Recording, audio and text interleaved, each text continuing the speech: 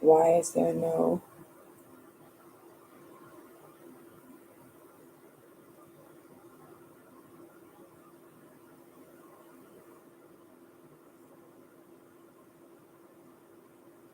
There we go.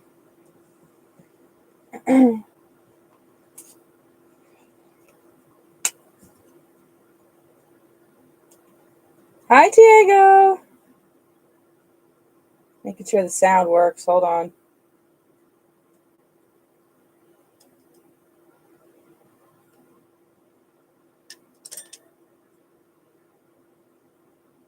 Okay. All right. I think it's working okay. I'm all right. How are you? Yeah. Jeez. There's some lag, though.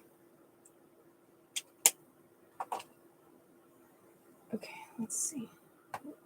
You up this way. Oh. Good. I'm glad that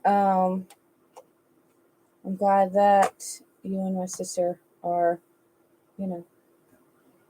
working together now. I think that that's a good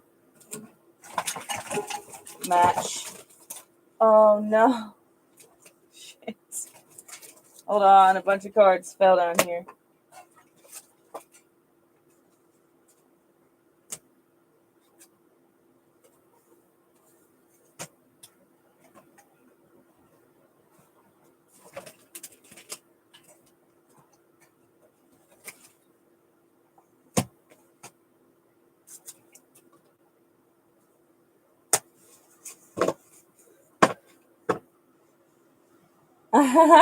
Yeah.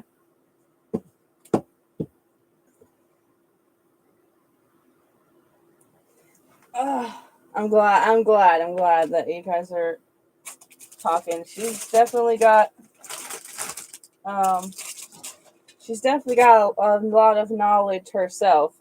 I've been telling people that. I'm like, and I've been telling her that. I'm like, I wish I could figure out this camera issue. Hold on.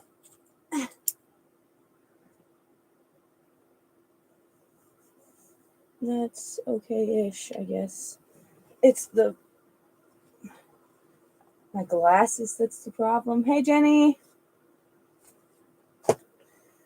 Okay.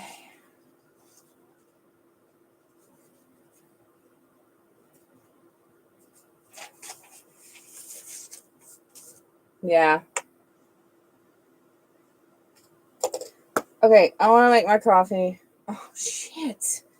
My freaking meds are over there. I might have to run to my mom's really quick. Give me like 1 minute, okay? 1 minute. I will be right back.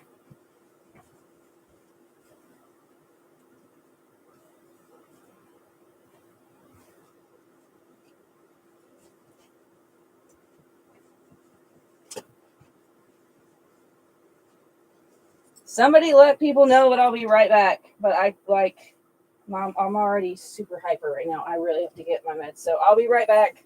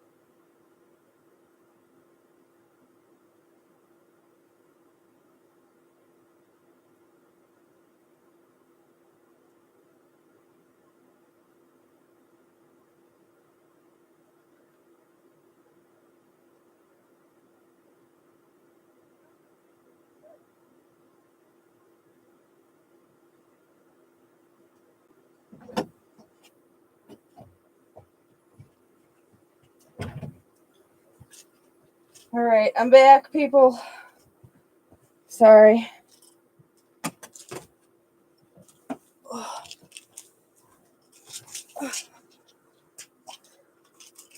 I don't want to show them on live, but hey, Keenan. I am hoping that my vertigo is not about to get worse because I'm dizzy.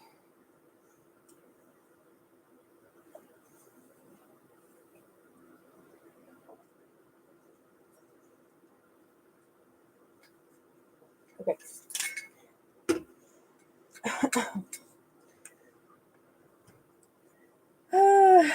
Oh, I was gonna make my damn coffee. Okay. If you want on the list, you can comment your first name. I have a mediumship whenever she gets here. Oh my god. Get my freaking cups. Glad you could come to the clubhouse for a second. All right, Diego. And I see you, Jenny. Let me.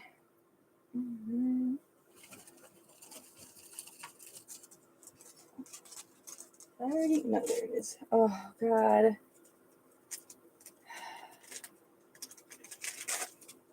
I really hope the vertigo goes away because I think it's getting worse. And I already feel bad because I missed Thursday and I had that mediumship and I missed Thursday. So I was super freaking sick. I don't know if it was food poisoning or the neurovirus, but I was really sick. Why do I feel like this is missing cards?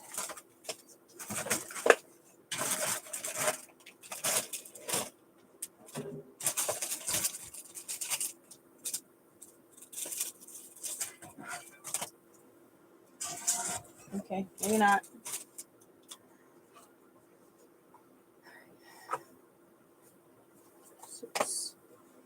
Oh, yeah, there's my to-do list that I did not do any of. At least I fed the mouse.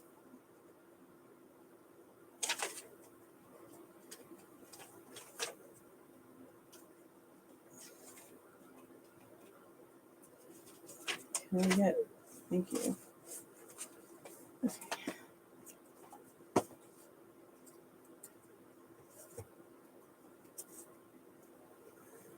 Okay. What do I need to say? It's late. That's funny. I mean, I won't tell her, but if she happens to get on here and sees you, there's nothing I can do about it. Okay. Diego. Jenny. All right. I don't know if anybody else is on, but if you are here and you want to be on the list of free cards, you can comment your first name. If you're interested in paid reading, pricing is over here. Payment links are in bio on TikTok and then pinned comment on YouTube. I hope I stop spinning. It's not like really, really bad, but it's a far too hard when you ain't that young anymore. You're not wrong. I think I would have been less sick. I've never been that sick from being hungover. Like, I've never been that sick. That was horrible. That was like probably like one of the like sickest that I have ever been. It was really bad. Sorry, I shouldn't eat on this table, but I do. Is this ready yet? Nah. Alright, I'll get it after this. I still feel like these are missing some, but maybe not. Where's my pendulum?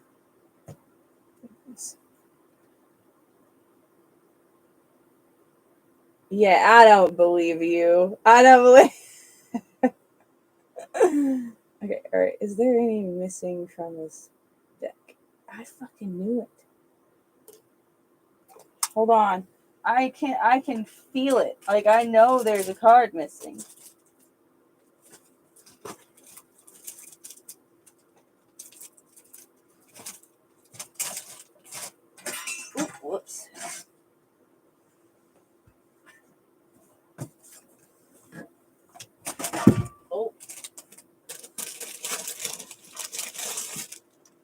My snacks are down here. That's why you're hearing. I don't know. I don't see it. Wait, is it under the chair? I'm kind of scared to stick my hand underneath here. There's spiders. Okay, well, we'll make the best of what we have. It's driving me nuts because I can feel it. I don't know how many are lost, but I could use a different deck, but I don't know if I want to. I'm gonna try. Let's go back over here to Miss Old Reliable. The very first deck I ever got.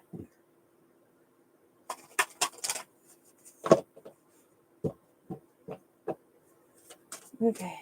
All right. Can I please get 4 cards for Jen? No, Diego. Sorry. 4 cards for Diego.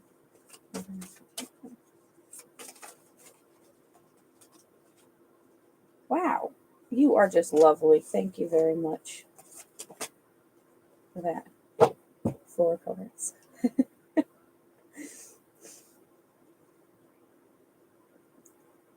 She's like the most wise out of all of my decks. And I know that's like weird if you feel like you don't use Oracle or tarot cards, but like they have personalities, I swear. Jen really wants to call my attention. Oh, really? Oh boy. You better be careful because they are. Just don't. All right. Let's see what we got.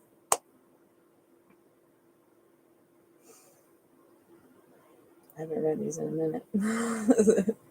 All right, so we've got loyalty, letting go, oath, and meditation. The meditation card it's generally healing, but I think that it's healing and also literal for you. I think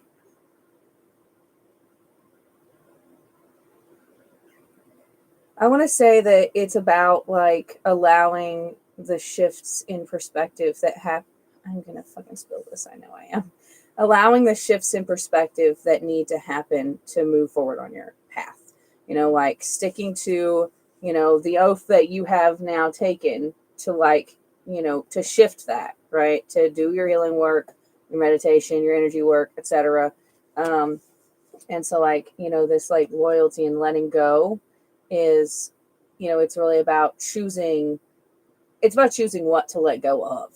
And so if you're staying, loyal to previous thought patterns and stuff like that, which is not, it's not that easy to just drop everything that you've ever known or thought, like not that easy.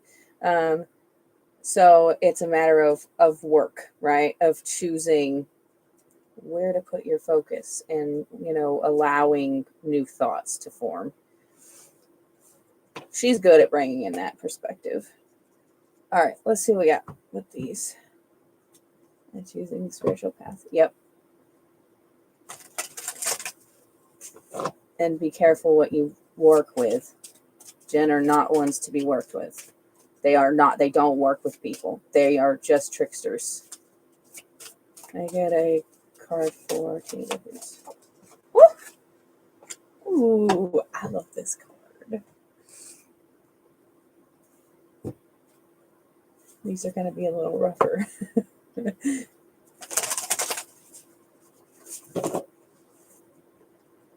Can I please get a card for teenagers? Well, okay. Fair enough. Okay. I don't think it's for Diego. Yeah. That's really funny. Of who is here. Sadler here. His ISIS are also here. You're gonna be busted, and I ain't even gonna be the one to do it. Hathor and Isis. Write books.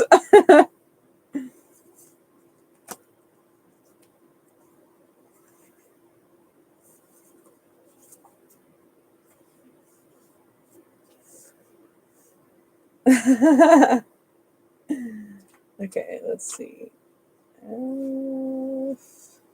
Where are you? There it is. That's how I feel when I'm trying to find the damn page.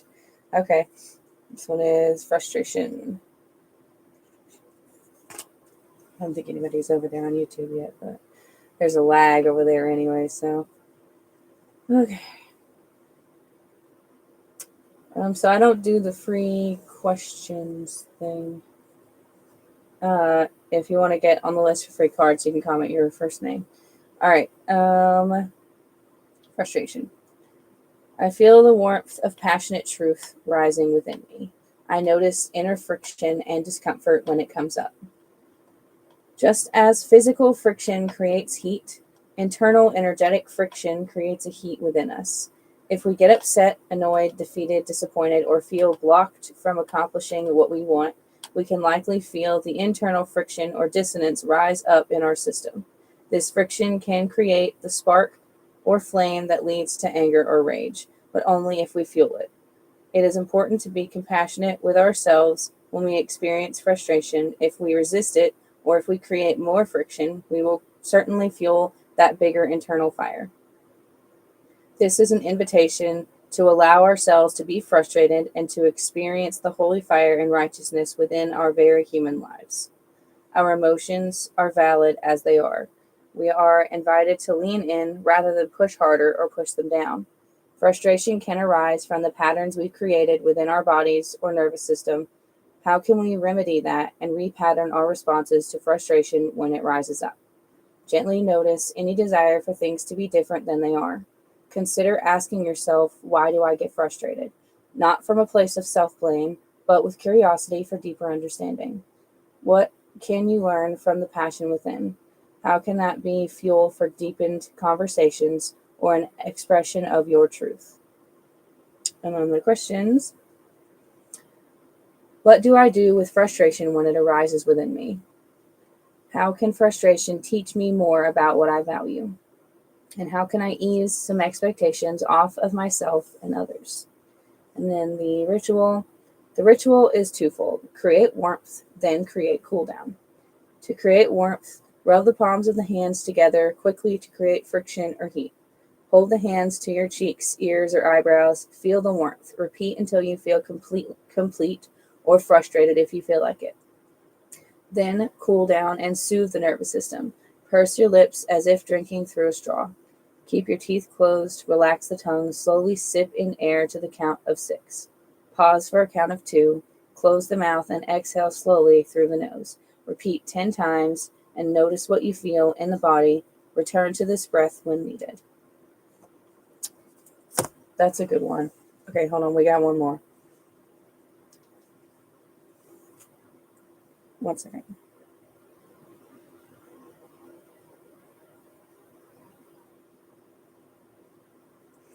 Okay. 22. All right.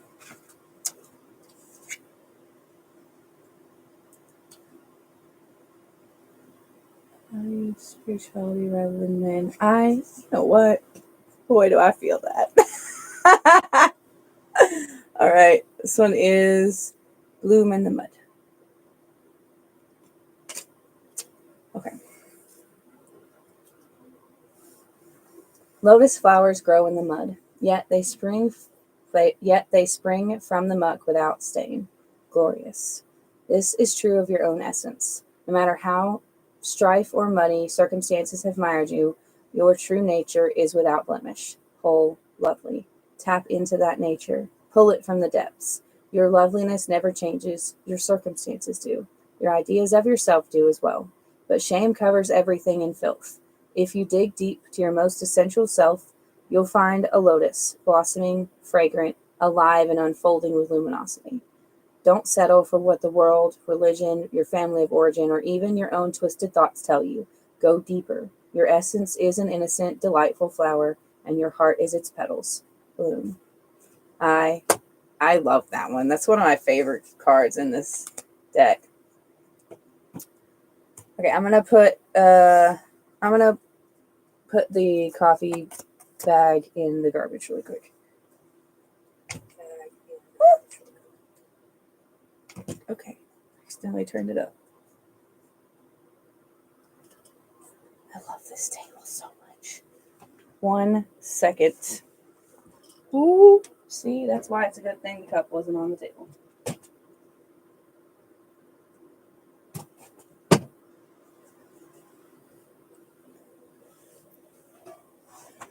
Ooh, I'm all right. I have way too much crap. I need to like reorganize my space really badly.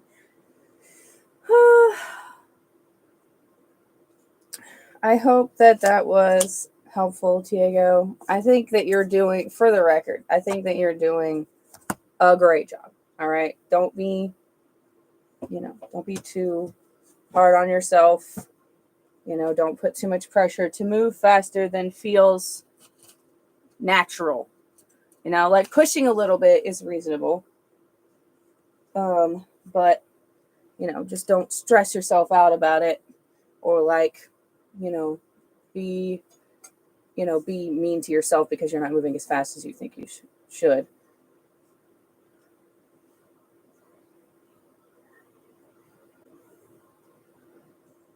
Yeah, I feel you. I do feel you. You're very welcome. Hi, Jenny, are you here?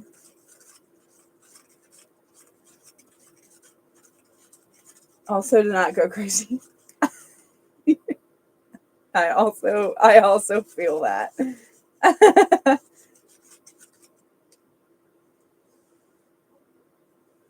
All right, okay, good. I want to find the rest of my deck. I'm upset. Like, I'm really, really upset about it, honestly. But I just don't see the cards.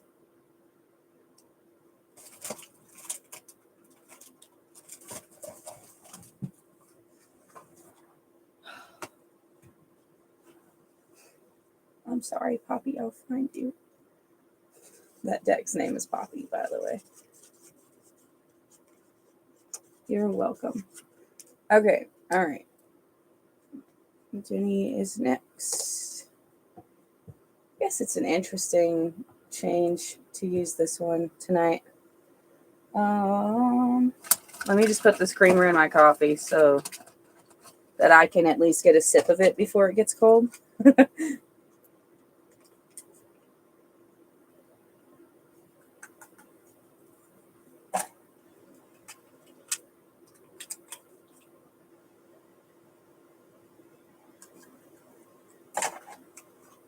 I used to put 8 of these in my coffee. Like, that was a long time ago. It was like back before Helene, and then I got like reset because we didn't have cream. Like, thankfully we did have sugar, but like, y'all, the links that we went to make coffee. Oh my god. Like, so Kane's dad would boil water in the pot, in like a big pot, over a fire in the front yard, and then they like poured it like through the coffee maker really slowly. Oh my god. I can laugh about it now, but it was tough times, let me tell you. All right.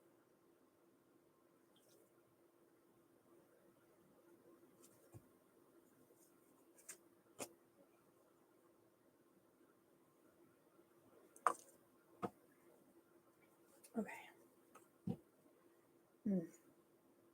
My vertigo is definitely acting up. I'm trying to ignore it as much as possible, which is really hard when I try to read the books. Maisie, what are you doing? She's got like these ropes that they can climb up the So it's like her cage is like 3 levels. And so there's like ropes that they can climb and tubes that they can climb. And mostly she chooses to climb the wire on the outside of the cage instead. But she's like chewing apart the rope right now. I don't know why. She appreciate things more though. Yeah, that's true. And I get a card. Can I get 4 cards for Jenny, please?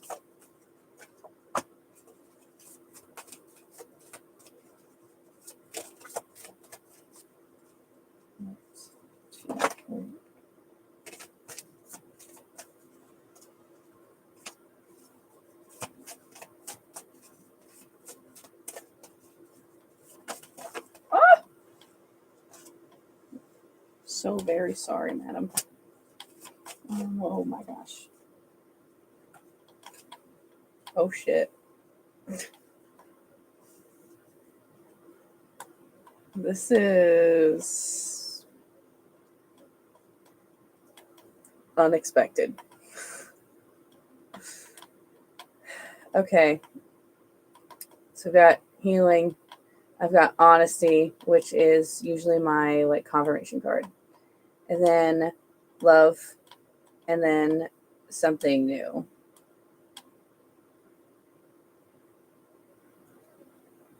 Give me a second to figure out if this is romantic, because that was my first thought, but it might not be. It could be like the path that you're starting to like walk down. I'm just gonna ask the damn pendulum. Shortcuts. Okay, is this about a romantic connection? What do you mean, maybe? Oh, is this a kinda maybe? Is this a connection that's coming through her new path? Oh, okay. Okay. So, um, essentially, this is talking about like there will be like a new like love connection at some point. Um, I don't want to say in like the super near future, because I think this is based on like, it's based on your free will choices, basically. Um, as to how soon you would find this if you pursue it. But it seems like your focus on what you've been talking about doing, about doing the cards or whatever, like trying to do guidance and focusing on you and healing and yet, etc. Like as you're doing that, you're going to find yourself more, which is going to lead into eventually finding this other option. But I think that the focusing on finding yourself should be the first step. But yeah, I was like, it seems like it's romantic, but it also kind of seems like it's related to, recent decisions. And Pendulum was saying it's both. So, okay, let me do these. I guess I'll say the something new.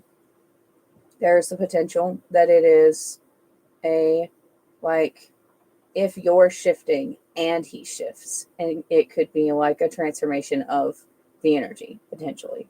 You know what I mean? Like this sometimes that new is like a new version of you. And I immediately that makes so much sense too, because I've been getting messages like that for the last few days. There's a musical that I really like, and they've got like a sort of animated like version of the whole thing. It's like 2 hours and something, but it's so good. But it's called Epic, and at some point in there, he like realizes that like he's become the monster. Like they've been fighting all of these monsters, and then he realizes like that he's the one that's put them in these situations, right? Okay, so hear me out. I'm getting to the point.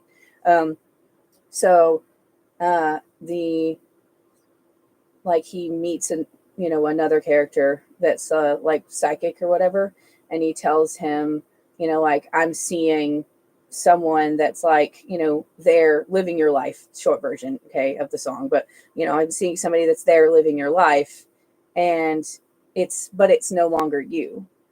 And he's not saying that,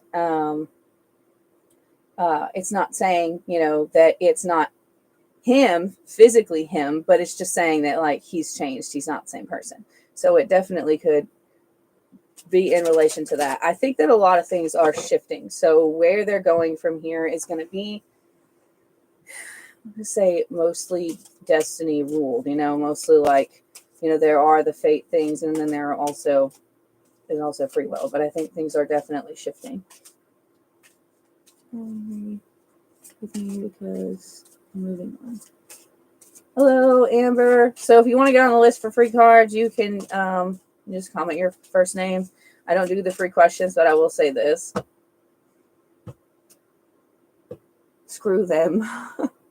Like, you're moving on. Don't worry about what they're thinking. It's irrelevant. It's irrelevant. Like, you deserve better. You deserve better, which is why you're moving on. So screw them and whatever they're thinking. Okay, all right. I'll put you on the list. You're gonna be next. Okay, can I get one more card for Jenny? Ooh, this is an interesting one.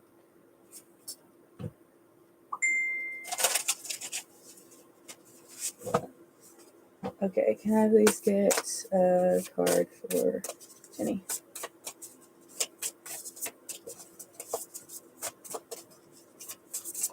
Ooh. I'm loving these. Okay, I'm loving these. It's so nice to get something different for you, Jenny. And I know you feel it too. Like, it is so nice to get something different, because we've just heard the same thing so many times. Okay, this one is Rising. I want to do, you know what? I'm going to read this one first, because this is the best card in this deck. So I'm going to read this one first. Let me do that. Okay, all right. This one is Gratitude or Forgiveness. The point of power is always in the present moment. Find it through the garden of gratitude. If you can't get to gratitude, get to forgiveness. There is a time to honor your grief, frustration, resentment, blame, and trauma. But that's not what this moment calls for. If you can't find your way to the garden, then forage your way through the forest of forgiveness. The hardest thing to do is forgive a person who hasn't asked for it, or let go of a situation that continues to harm you, even when you know you're in the right. You can be right, or you can be free. Ooh, boy, this one's for Amber too. You can be right, or you can be free. This moment invites you to elevate your energy through acceptance, forgiveness, or gratitude. Accept the invitation and watch how your inner reality begins to reshape and redefine your outer reality. Oh, so good. I used to really not get that one. I get it now. I definitely get it now. It's really just about having the mindset of, like, you know what, this person made the choices that they made, and I'm just not going to focus on that at this point. Like, they made the choices that they made, and that's not on me. It's not on me to be mad about it anymore. It's not on me to try to prove that what they did was wrong. It's just on me to focus on me, Okay, so, and sometimes that forgiveness is towards yourself. All right, Rising. Ah, God, I love this card so much. Okay. Oh, man, the vertigo is killing me. I cannot see. I have to close one eye. It's just like the only thing I can do, and I look ridiculous. Okay. I arise from the ashes of life's flame. I am resurrected, reborn, rising. We have opportunities to rebirth ourselves consistently. With every year on our birthday, every month with the moon, every day with the sun, every moment we choose. Like the phoenix who dies in a beautiful display, bursting into flames, becoming fire and ash, and as grand of a resurrection as the perishing, a powerful self emerges each time anew. Our lives have defining moments that shape us, Show us what we are made of. Stretch us to show us our power and strength. More often than not, those defining moments come from how we rise when we have fallen. Our power and brilliance are amplified by moments when we've had an opportunity to perish and meet our destruction, and instead we rose from the flames. Parts of us die when we outgrow them, when we experience an event that is traumatic, or when we choose to let parts of ourselves go. What if those emotional and spiritual deaths are invitations for us to rise and rebirth? Reflect on parts of yourself that have died, mourn them if needed. Consider parts of yourself that have rebirthed. How did you rise? How did you rise even stronger than before? And then the questions: what within me am I ready to release into life's flames? How can I honor the parts of self that are no longer here? And what new identity do I choose to rebirth myself as? And then the ritual. Hold on. Whew. Boy, it's so much worse when I open both eyes. Oh, shoot. Hi, Iffer. God, I meant to text you back. I'm so sorry. Okay. Gather a paper, pen, and fire supplies. Outdoor fire or safely indoors with small fireproof bowl and candle, and unplug the smoke detector. Sit quietly, receive a few deep breaths. Tune in to a part of self that is ready to be reborn. Ask that part of self what is ready to fall away and what parting words of wisdom it has for you. Write anything that you're ready to release in a symbolic death. Read what you wrote. Speak it into the fire, release it into the flame, and watch its beautiful departure. Once the fire has died down and cooled fully, safely collect a small bit of ash. Tune in to the part of self that is ready to be reborn. Welcome that part to this world by anointing yourself with the ash and saying, "Thank you. I welcome you. I am here."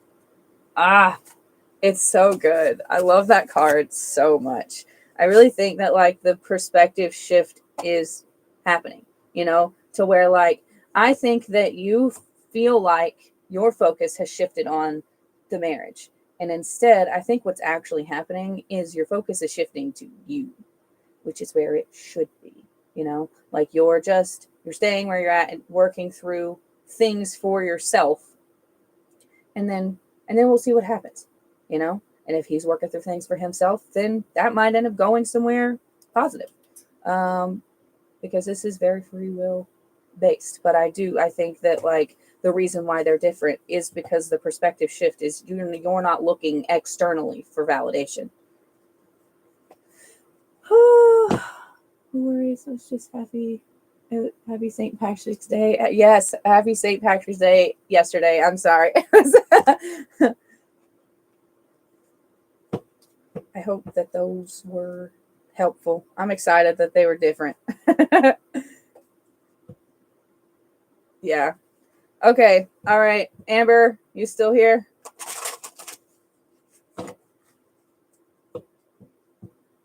You're welcome.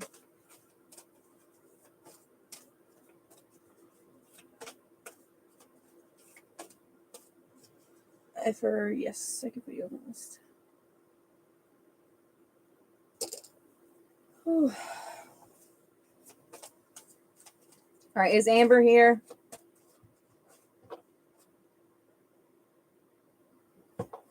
Damn.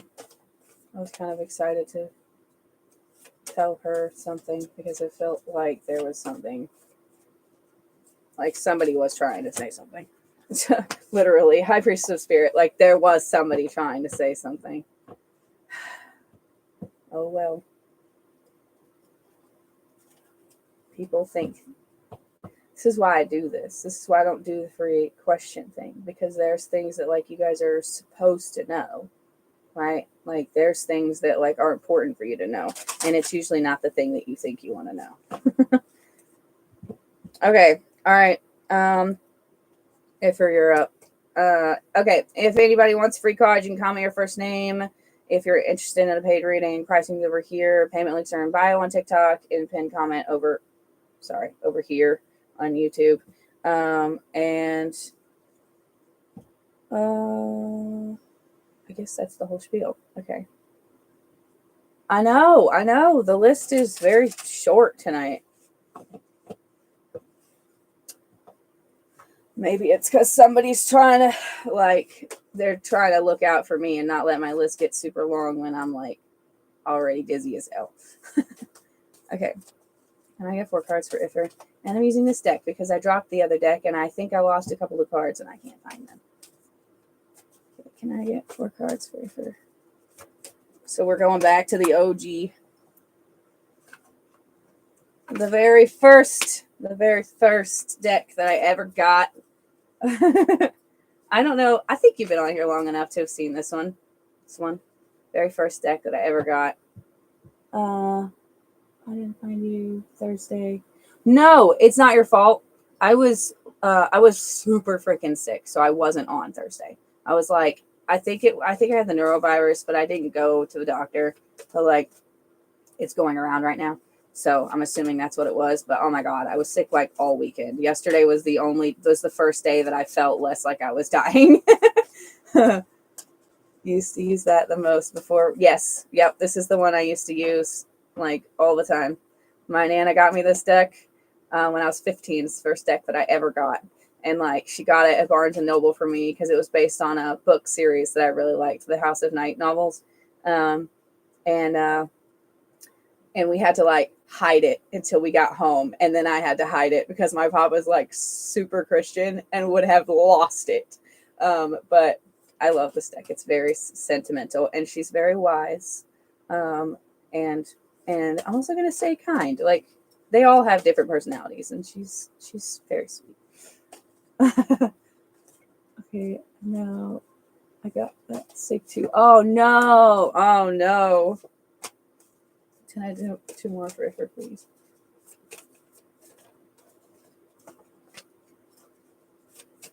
Woo! I'm going to give you that one.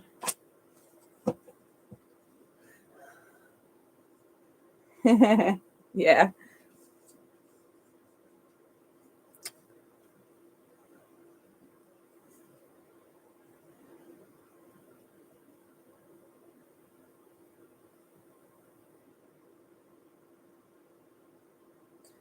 Okay.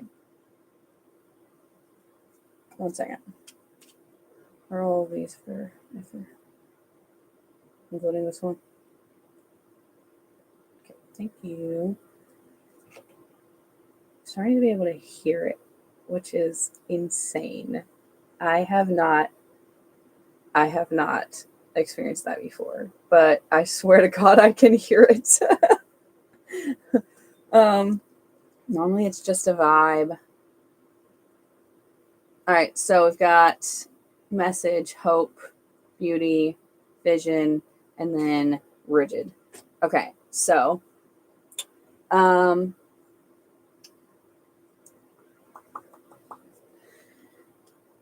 first of all, I think these two are literal. They were like, this is the message of hope. This is it. This is the message of hope.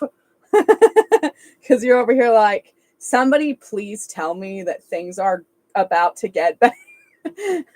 And I get that. I definitely get that. Okay, so then we've got this. So we've got beauty and we've got vision. I think this is I think it's meaning 2 different things. So first of all, I think it's about where you're putting your focus, about keeping the focus on, eye on the prize kind of thing, like keeping the focus on what you want. That doesn't mean deny your emotions or anything like that. Like it's okay to feel what you feel and you should let yourself feel it. Like it's okay to feel frustrated with the situation, etc. But like coming back to that point of like, we'll figure it out. Whatever is coming up, like we'll figure it out, right? And then the other thing is you figuring it out. They're like, it is coming, right? They're like, keep focusing on this, and this is what you're gonna manifest for yourself, right? What you're seeing, this, what you're envisioning is what's going to happen, right? Essentially. And then rigid.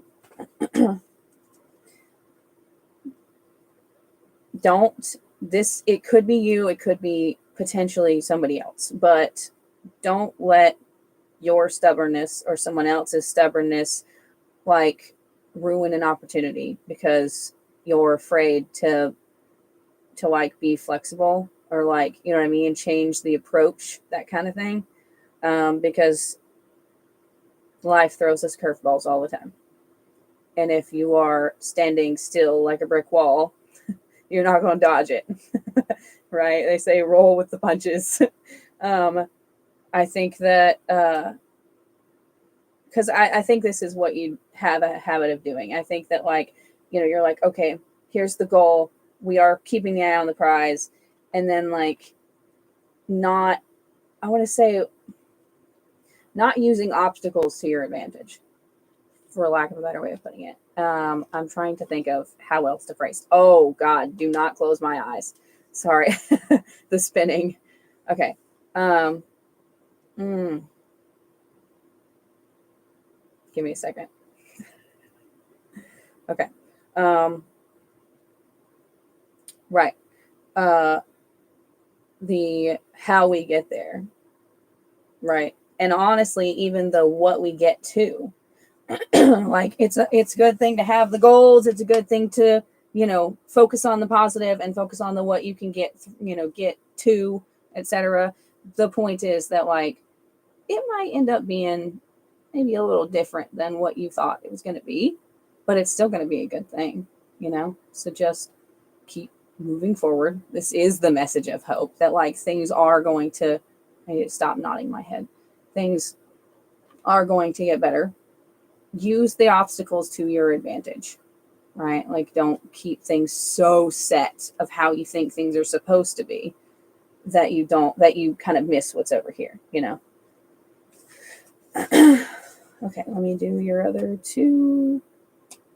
It's so sad that cards are missing from that deck, but I guess maybe I'm just meant to use this one tonight.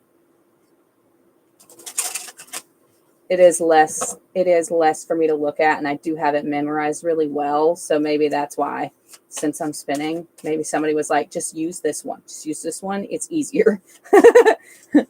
Okay, can I get a card for it, please? Woo! Ooh, interesting. Okay.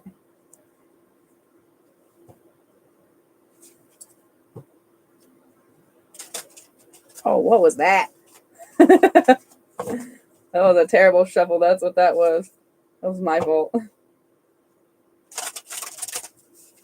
A little better. Okay, can I please get a card for her? Also, is it Katrina? Katrina? I think that's right. That has the mediumship. So this is my last cards that I have right this moment. Here's my week shuffle. I have vertigo really bad right now. Super, super bad. And I have to close my eyes sometimes or focus on one singular spot, usually when I'm doing mediumship. So I'm going to see if it gets better. I swear to you, I will be on tomorrow if I can't do it tonight. I feel so bad. I don't want to say that, but I know that, like, right now, if I look at one spot for too long, I get sick. If I close my eyes, I get really sick. I feel like I'm on a tilt-a-whirl when I close my eyes. Okay. All right. Are these both for Ifer? Since I was talking, thank you very much.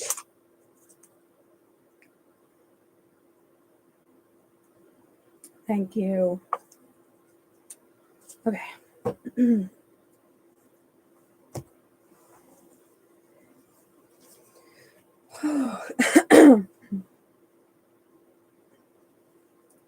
This is interesting.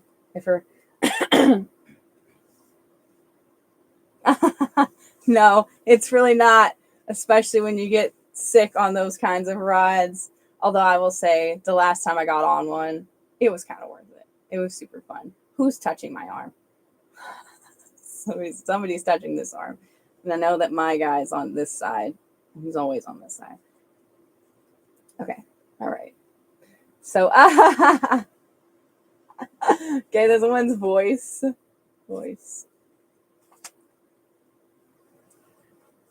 All right.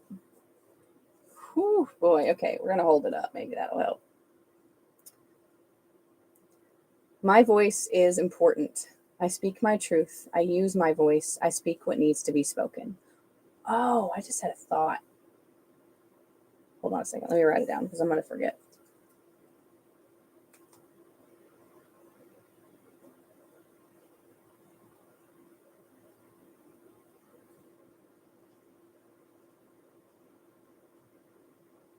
Okay.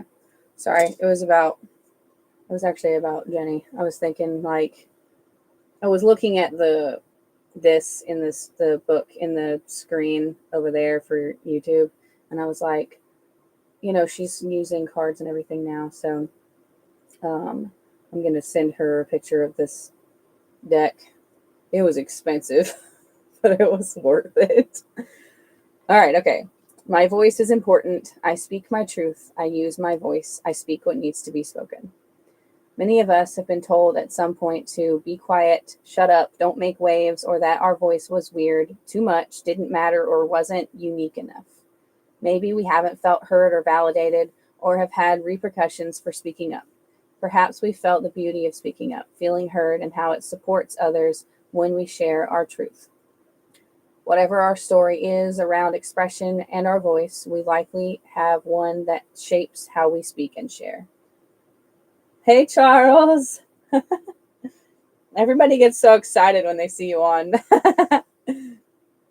They're more excited about you being on than me. Our expression through our voice is vital. If we aren't expressing ourselves, speaking our truth, or sharing our voice, then it is likely we aren't living in our fullest alignment or our highest potential. We must be willing to share our voice as if it is vital to our lives, because it is. There are billions of people on this planet. We need every single one of our unique voices. Even if others are saying the same thing, no one says it like you. Become aware of any ways that you've stifled your own voice or made it small. Become aware of any ways you have felt out of alignment in ways you use your voice. Consider more ways to use your voice, express, speak, and be heard. I know you're sitting there thinking, I don't have a problem with this. I'll talk. And I think that's true in a lot of situations, but maybe not all of them. I think that sometimes we can censor ourselves when we really like somebody and we don't want to upset them. So we can tend to shift into, I don't want to say pretending, but into showing them a version of ourselves that we think they would like more. Right? And that's not being authentic. So just because you're talking doesn't mean you're telling the whole truth. All right, okay. The questions. What stories or feedback have I been told about my voice? Where do I hold back from speaking my voice or truth? And what is seeking expression through me right now? And then the what's up and show my crazy because I want to scare him off. Then maybe that's what it means. Like maybe that's not the real voice, Like if you're just showing like hold on one second, the freaking puzzle piece. Okay. Anyways, I was wondering if, if that's also oh my God, words, right? Maybe partially what it is, like showing the side of yourself that I think, how do I put this? I almost feel like, you are, oof, this is going to hit so hard.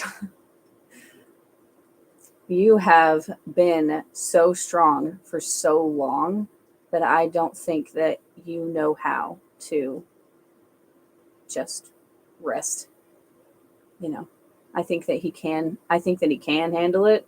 I think that he's proved that he'll stick around, especially after that whole incident that happened. So I think that maybe it's, I think maybe part of the loving you at your worst is maybe letting more of the walls down. Yeah. All right, I'm going to read this part. Oh, I'm not going to look down, though. That's what I'm not going to do. Okay, all right. Whew.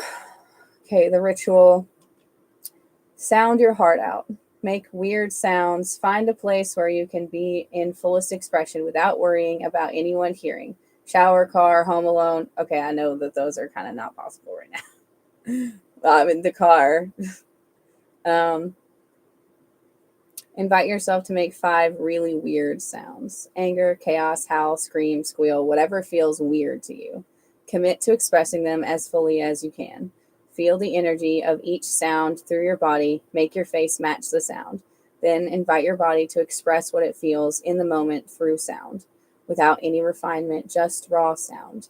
Notice how it feels to release energy through your voice.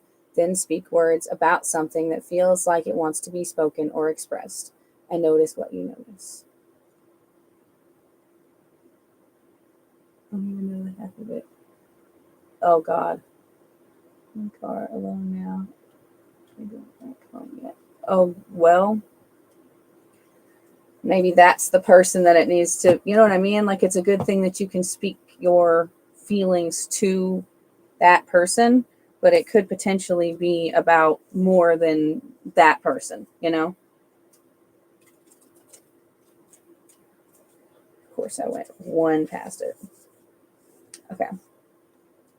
I think this one is an interesting. I almost feel like you should do this one, the voice one, and then do this one.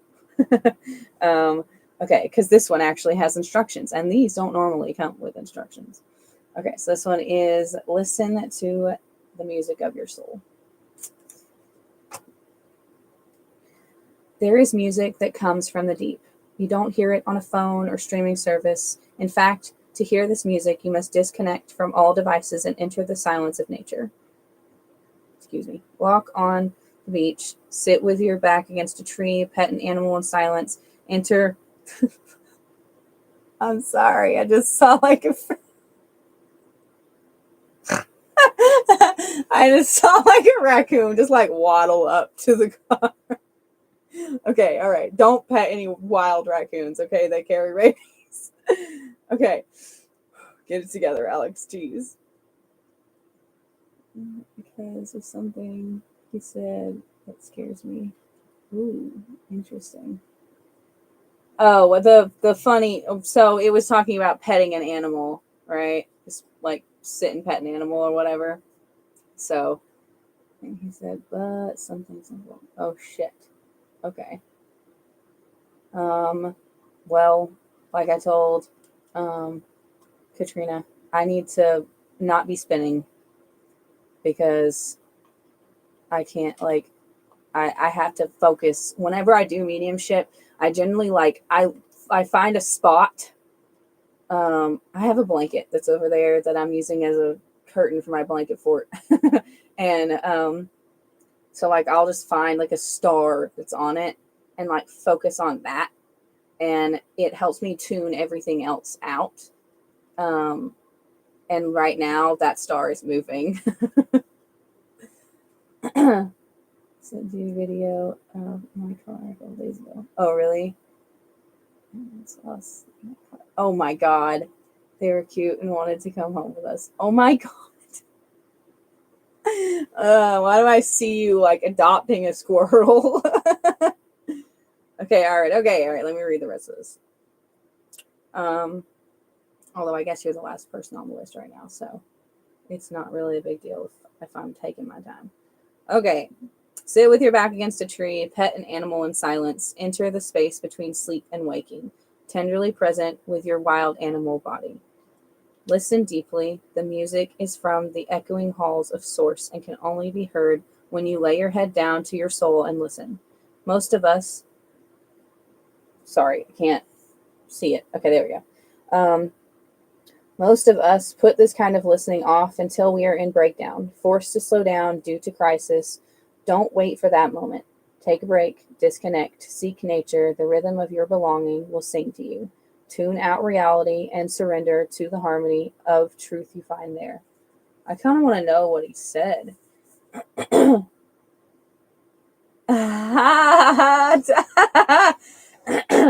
I knew what you meant. Telling her to.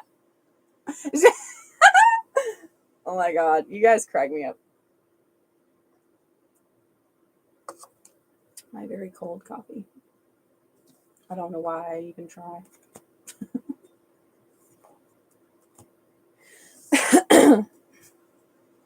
Okay, does anybody else want on the list? If you would like to be on the list for free cards, you can comment your first name. If you're interested in paid reading, pricing is over here. Payment links are in bio on TikTok and pin comment on YouTube. Regina.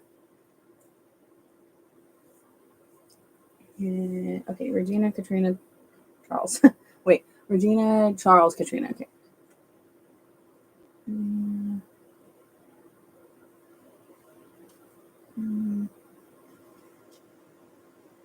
Yeah, I can read cards to an extent when I'm spinning, depending on how bad it is. But I think that's why. I think that's why they made me use this deck tonight. They were like, you can't use that other one. It's going to be moving too much, and there's too much on it. Like these are very simple, right? Which is personally, I think if you're going to learn to read oracle cards, that you should start with something that's simple like this, because my mouse is eating. Oh, sorry, I turned my head and looked down at the same time. That was a bad idea. Anyways, because it's going to force you to use your intuition. When you've got ones that have all of the information on them, people think that with like, okay, never mind. I'll sidestep to tarot in just a second. But hold on, let's see. Okay, can I get 4 cards for Regina? I'll shuffle and talk. I think that if you're going to learn to read oracle, you should start with simple cards, because then you're not going to be in your head about it. It's going to force you to use your intuition, which is the point of using oracle cards. Like, people, you do not have to be psychic to read tarot. You just learn what they mean. Like, you don't have to be psychic to read tarot. You just ask somebody who, you feel like you can trust, use the pendulum, call in a guide or whatever, use the tarot cards. You don't have to be psychic. You don't have to use your intuition. But I think that, you do have to be psychic to use oracle cards. I've said that like 100 times. You do have to be psychic to use oracle cards. And I think that because of that, you should start with ones that are really simple, so that you have to use your intuition and tap in and pay attention. Can I get 2 more cards, please, for Regina? Woo!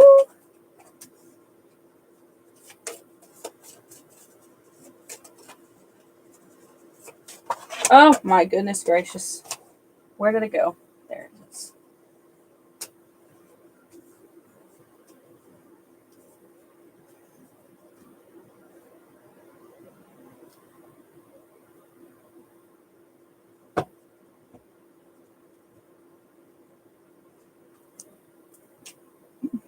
Hi Mo, how are you? Alright, are these all for Regina? Thank you, madam. Okay.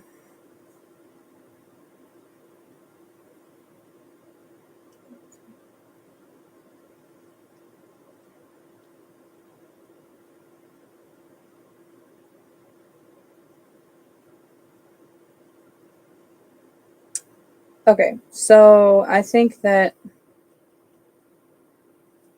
this is a spirit. Like 100%.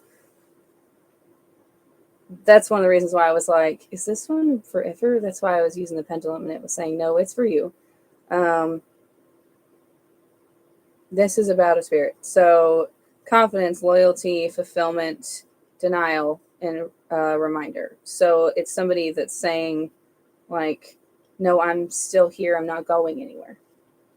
Like, so, oh God, sorry. I got really dizzy.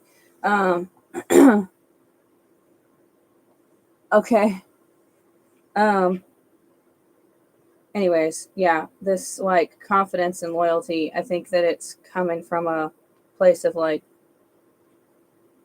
trust that like the guidance is there. Trust that like who you're calling out to is showing up because they're there. This like denial and reminder. They're like, I haven't forgotten, like, and you know what I mean? Like if you're talking to me, I'm hearing you. That kind of thing. Does that make sense? I can't remember. Oh boy. Hold on. I keep wanting to close my eyes and that makes it so much worse and I can't and I keep forgetting and then doing it anyway. Did that make sense, Regina?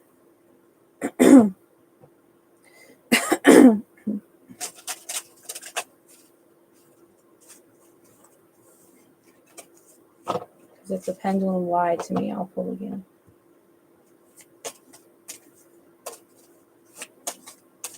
Because there's 2 other people in here that were talking about mediumship. So that's why I'm asking.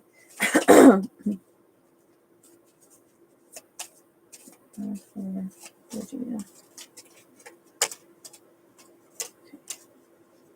Okay.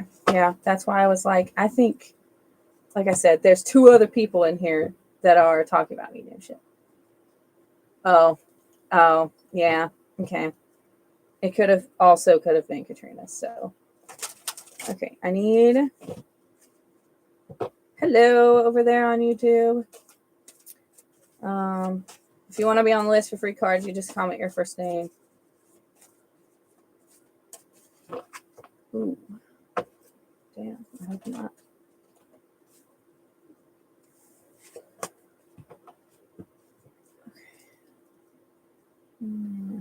Okay, all right. Let me, hi Liz. Let me do my spiel really quick and then I'm going to re-pull. If you're not here for Regina, I need you to back up, please. Because being insistent is not going to make me talk to you. It's going to make me kick everybody out of here. Thank you. Okay. All right. Okay. So the spiel. If you want to be on the list for cards, you comment your first name. If you're interested in paid reading, pricing is over here. Payment links are in bio on TikTok and pinned comment over on YouTube. I'm not doing mediumship right now. Just cards. Okay. Can I get 4 cards for Regina? Oh my God.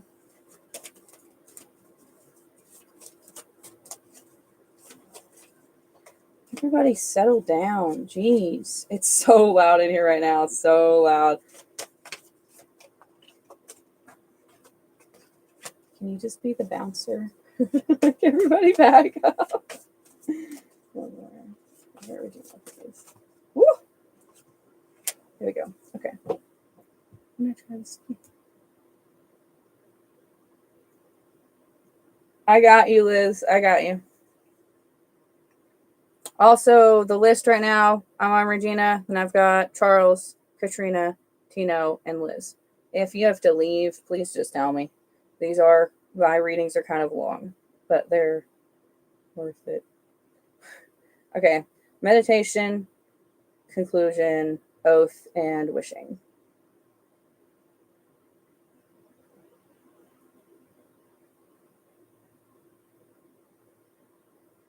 So the meditation card is about healing, which means a lot of things.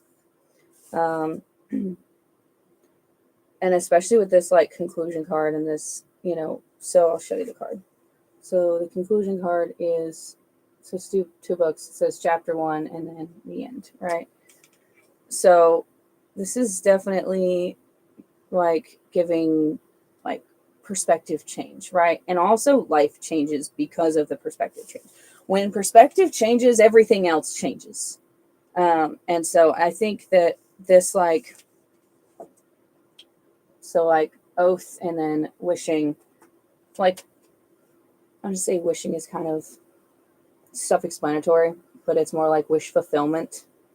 And thank you, Katrina. And so I feel like, they're talking about this, like doing work on you is going to end up really paying off, right? Like staying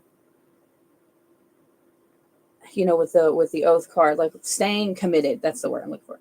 Like staying committed to doing the things that you feel like you need to do to better yourself, to further yourself on your path, to have the perspective changes, etc.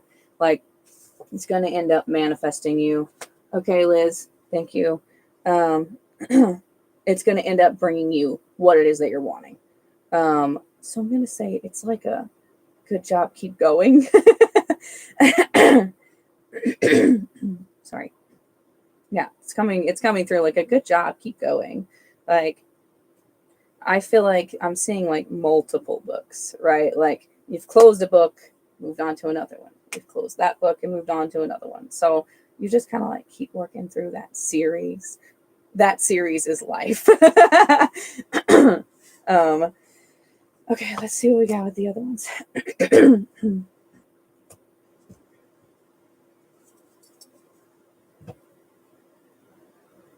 Wow. Okay, I don't know if that's it, but that was interesting. Wait, can I get a card for Regina, please?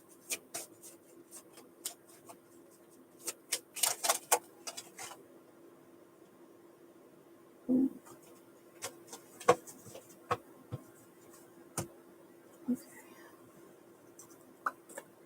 You always get such interesting ones, Regina. Like, they... Hold on, sorry. I don't know why. Like, they seem to give you such... I'm going to say, like, weird...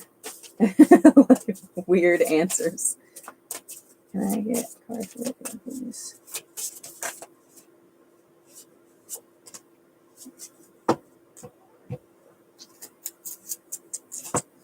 This one is a rough card. It's only a rough card just because it's tough work.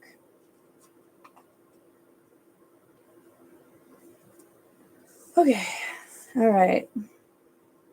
This one is inner child. Also, just as a statement, if something resonates with you, like it can still be important information for you to have. Just because it's for somebody else doesn't mean it's not also important for you to hear. You're here for a reason. I don't normally say that, so that was important to somebody. Nothing can be easy. Yeah. Okay. Inner child. Let me hold it up here again. Sorry, the vertigo.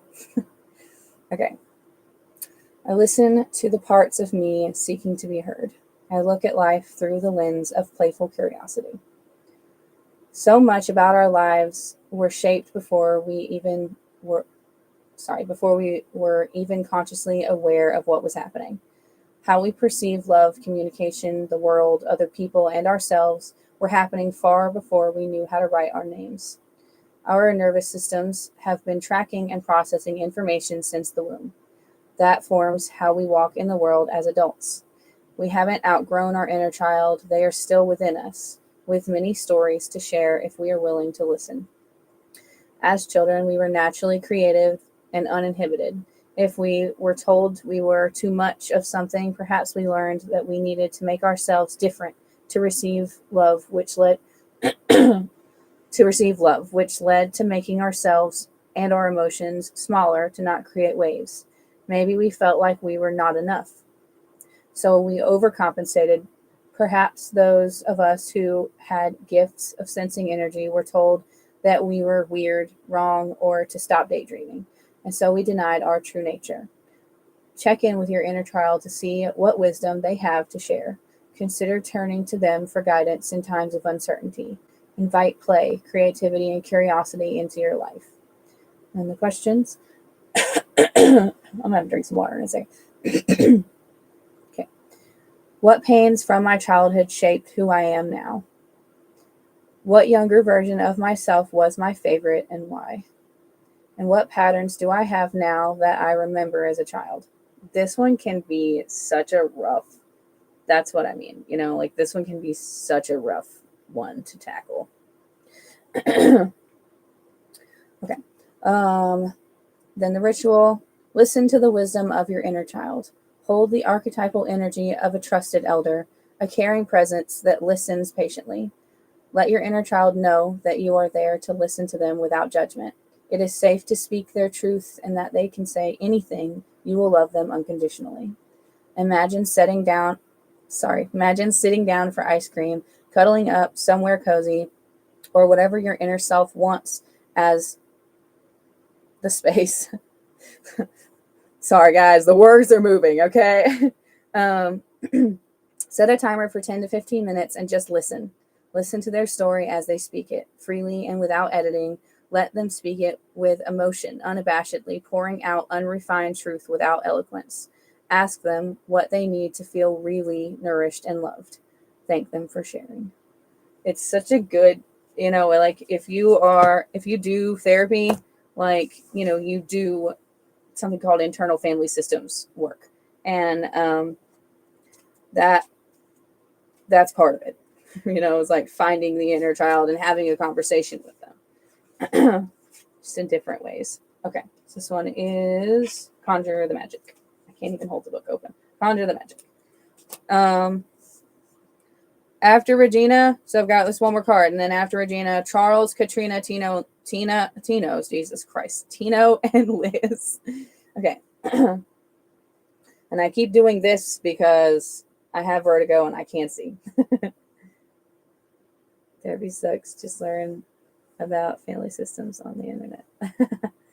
I think that if you find a good therapist, it can be very helpful. But I know that it's also very hard to find somebody that you click with, and you shouldn't stay with somebody that you don't click with. You should find somebody. Like keep looking until you find the right person. Hi, Amy. Okay, hold on. Let me write you down. Okay. Yeah, it's okay. Getting old, I guess. Okay, all right. Magic is real. I don't mean hocus pocus, sleight of hand trickery, more like I swear to God, not only can I not read, I can't talk either. Magic is real. I don't mean hocus pocus, sleight of hand trickery, more like abracadabra, an Aramaic word meaning I create as I speak. This is the time for believing. Draw close to wonder, embrace possibilities, and stand firm in your own vision. Your dreams ache for a way into the world. You are their magic carpet, delivering them from the ethers into the reality. Let yourself be their ally by holding on to the truth behind all manifestations. Seeing is not believing. Believing is seeing. You've got to believe in the magic before it appears. I love that card. Sorry. I love that they gave you inner child and then they're like, see the magic.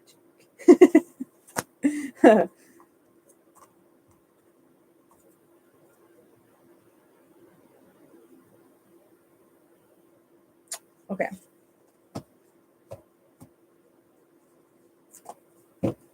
All right, Charles, you're up.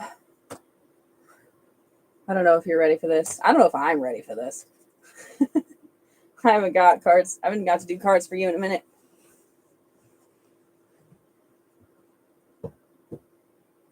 You're welcome, Regina. Okay, can I please get pendulum for what?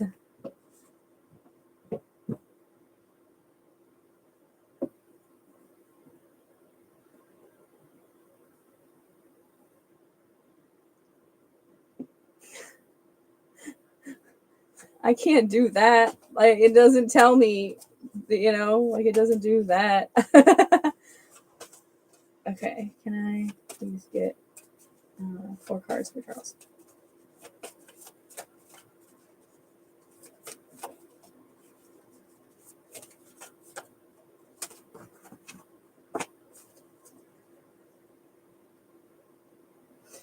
I don't know if you had a question, but I think that she's being a little bit of a smart ass right now. Because I got my confirmation card.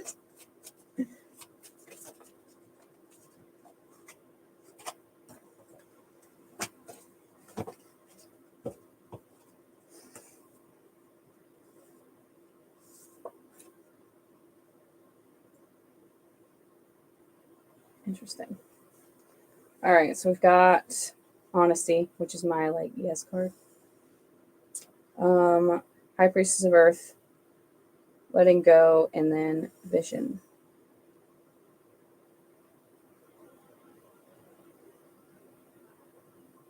I really think we've talked about you using your gifts before. So I think that this is kind of talking about. I almost want to say, oh Lord, stop looking down, Alex. Ooh. Okay. I always feel like this is coming through like a trust yourself situation. Like if you're trying to ask the question, right? Even if it is just the what the heck am I doing next, right? If you're trying to ask the question, whatever it is, center and ground yourself, which I think that you already know how to do this part, right? That's the letting go part that might be the struggle. Let go of the idea of something having to look a certain way, right? And I don't necessarily mean like what's going to happen. I more mean like how you're going to receive information, right? Like I think that you have an idea of what that looks like based on other people's experience. And I think that if you lean into this, into however it's coming to you, and like let go of that like expectation of how you think it's supposed to look, you're going to start getting the information much more clearly and freely. Hold on, somebody is also talking.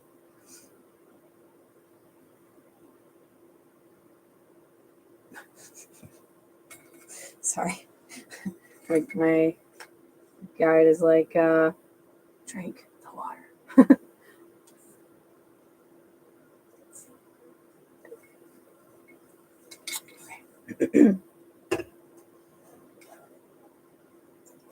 I really think, I've said this before, I think that you're meant to do things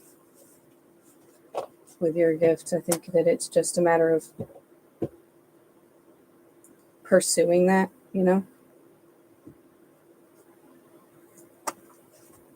It's almost, I hate to use this word because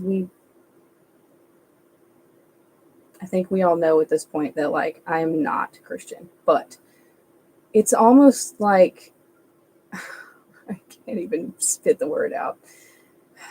It's almost coming through like prophet is like the word that I'm getting. I've never said that to anyone ever. So that's interesting. I think that there's a lot that has shifted. I'm working on my perspective. I don't like organized religion because I don't like when people don't think for themselves. But I also know that I've had experiences where that wasn't the case, yeah. So I think that what you're going to end up getting, I feel like I told you once before too. Let me pull one of these really quick. Okay, can I get card 4, Charles, please? Yeah, I think I told you once before that like there was some kind of guiding a group of people sort of situation. Maybe this was a past life thing. Maybe that's why it just will not go away. Like, and that's a part of you that's wanting to connect again. I kind of want to ask. Hold on. So you're like, pendulum, please. Look at you. It's that good. Okay, am I picking up on a past life thing? Yeah, I think yes. That's a good solid yes. Interesting. But like, if that happened in a past life, it's still, and if it's coming through, then it's obviously relevant.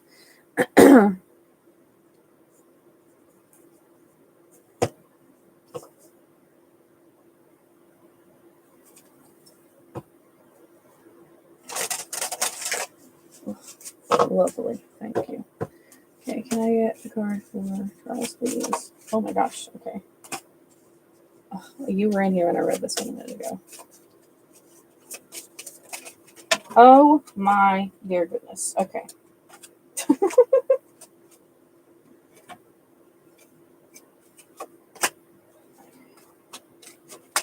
many cards. Too many cards. All right. Where are the books? Where are the books? Okay.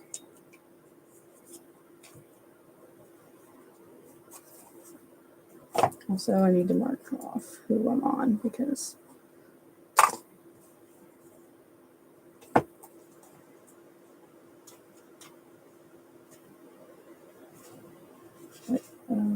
okay. Sometimes I'm like, alphabet. What is it again? Okay, all right. This one is emotion. I think you got some like past life, like I'm gonna say healing stuff, and also I don't know. There is some kind of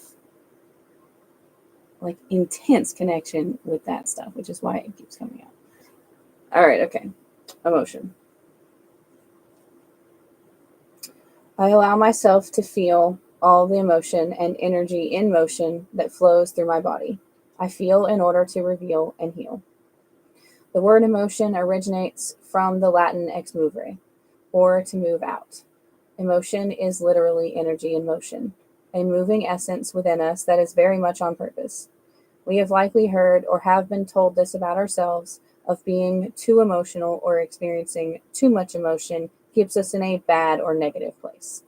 Emotions are great teachers. They are a way for us to move energy, to learn about ourselves, and to notice a visceral sensation within us of something that is calling for change or awareness. When we feel an emotion rise forward and don't know what to do with it, don't have time to deal with it, or somehow desire it to be different, so we push it away, we stop that energy from moving its motion and it begins building up. Unexpressed anger can turn into rage, unfelt sadness can turn into despair, and untapped joy can get buried, creating blockages from repressed emotions that we didn't allow to be felt.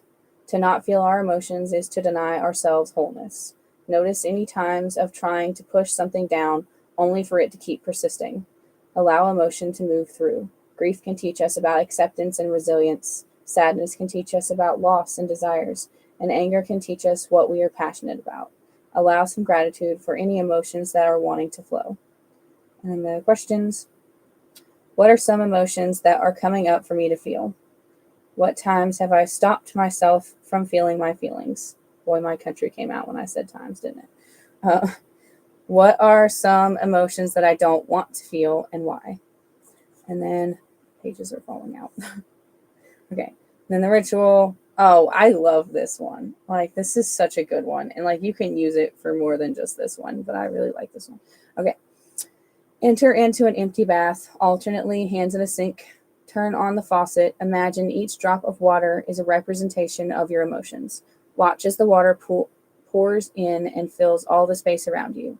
Sit in the fullness of your emotions. No salt, bubbles, or making it pretty. Feel what comes up. Steep in the truth of your emotions. Ask them to reveal hidden insight. Allow yourself to release anything that is bound up emotionally. Stay in the bath and release the drain. Feel as the water drains away heavy emotional buildup as it leaves. For the record, when we've done terrible things in a past life, which I have, and I'm not going to tell you what it is, but when we've done terrible things in a past life, like that's something that we have to work through and like forgive ourselves for and move past. I don't think that's necessarily what your situation was, but can I get the page, please? Thank you. Um, but that's just a side note. Okay, this one is Welcome the Unwelcome. I like this card. It's just pretty. Okay. Those pesky details, that unwelcome news, the nagging anxious thoughts, they're a tangle of snakes we can't seem to shake. But nothing shows up in our experience that isn't on our side. Challenges happen for you, not to you. They are a gift from your wilding soul self. Their aim is to shape you into the person your soul wanted to become, before you arrived on this planet. This can be hard to believe and even harder to embody, but your soul never draws experience to you that can't be used as a transformative process. Changing your perspective is easier than trying to change the world. See your circumstances as temporary guests in your life. As Rumi once said, this being human is a guest house. Every morning, a new arrival, a joy, a depression, a meanness, some momentary awareness that comes as an unexpected visitor. Be grateful for whoever comes, because each has been sent as a guide from beyond. What about others forgiving too? Like forgiving you? You know what it could be like being drawn to like helping other people forgive themselves for the things, past life things. Does that make sense? Is that what you were getting at?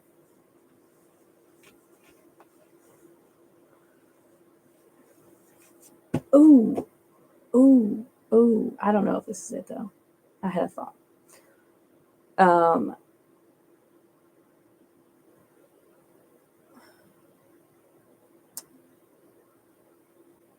That's a complicated question. Not really what you were talking about. I'm thinking. Don't close your eyes. Don't close your eyes. So I almost did it and then I didn't.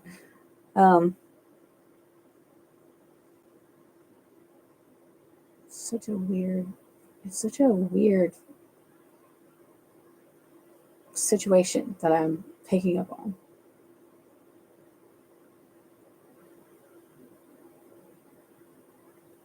It's almost like the people need to forgive themselves for like past life stuff. And I think that and I think that what you're thinking is fair, and I think it's also potentially connected. Like, if, like, how do I put this? If what you're trying to get in this lifetime is feeling like you have kind of paid your dues for whatever happened last time, if that's what that is, guiding people, through whatever the situations are, could potentially be what that is. And if you did it in the last lifetime, and you felt like you should do it again for whatever reason, then like that might be why you're getting pushed in the same direction again. I don't know. I don't know how to explain it. It's such a weird thing that's coming through.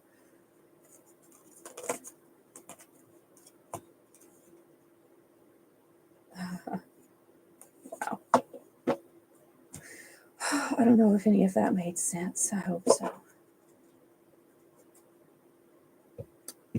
All right. Is Katrina here? Yeah. I got it not this past November, but the one before that. But I absolutely love this tattoo, and I got it here specifically so it would show up when I shuffle. I got it as a gift to myself for finally getting a protective order against my psycho ex-husband. So.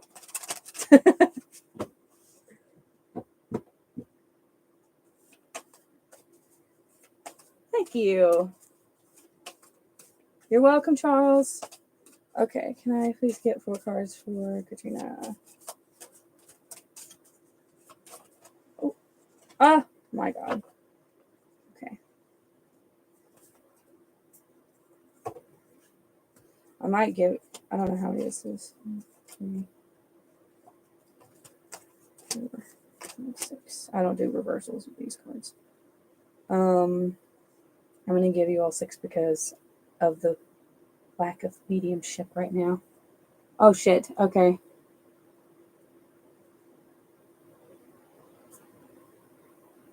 Got off work early. Oh, okay.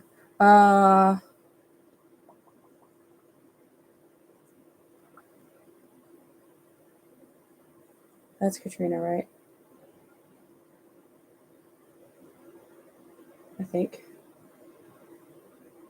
I'm going to take a picture of your cards, and then I can pull them back out when you get to where you get into. Oh, sorry. What is that, Amy? Okay, these are for Katrina. Okay. Okay, good.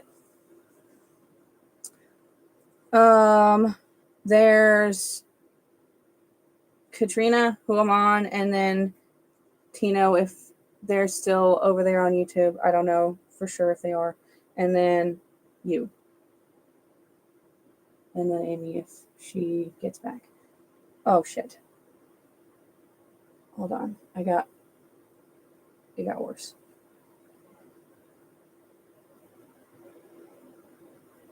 It helps if I close one eye, but I look ridiculous. Okay. Katrina. I'm going to give you the other two because of the lack of mediumship right now. All right, so we've got you are very welcome. Loyalty, fulfillment, grow, which is like, it's like peace, basically, or like a place of peace. Risk, invisible, and chaos. Good grief.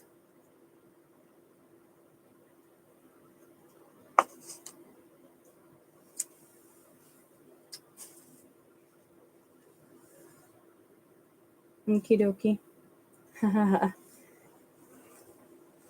No.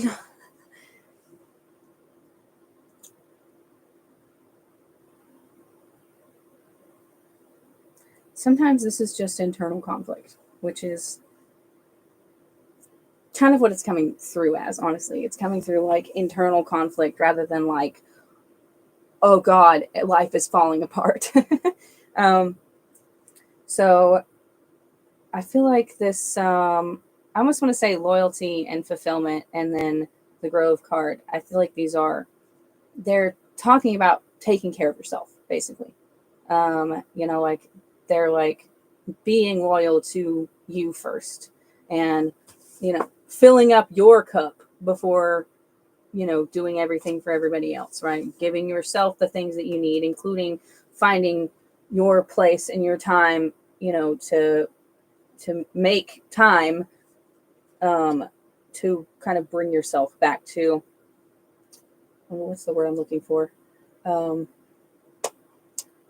God, what's it called? Somebody help me. Hold on. Equilibrium. Close enough. That's fine. Thank you. Bringing yourself back to like your personal equilibrium, right? What feels balanced.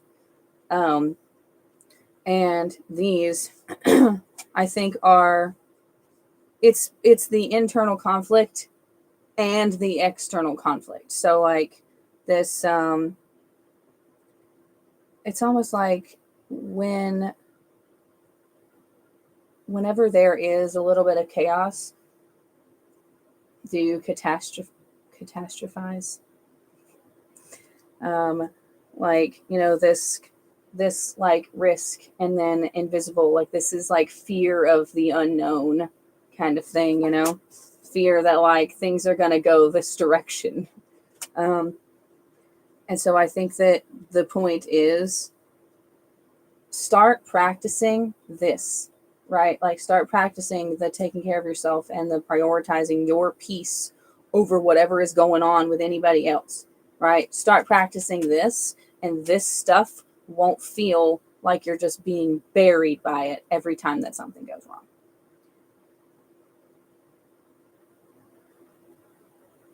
I'm listening. Someone, hold on.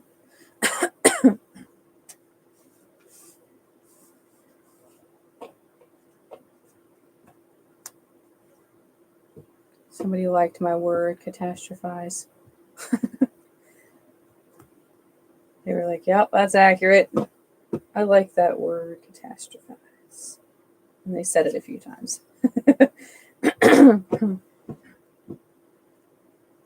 Yeah. Me too. Okay, can I get a card for Katrina, please?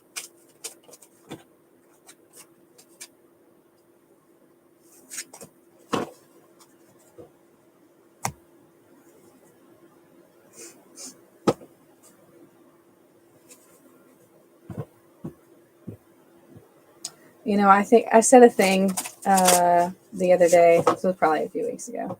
I swear I want to put it on a t-shirt. It said, you know, some people say when life gives you lemons, make lemonade. And I was like, when life gives you a trash can, dig around until you find something useful. Get a card for Katrina, please. Ooh. Okay, I'm not reading that one right now.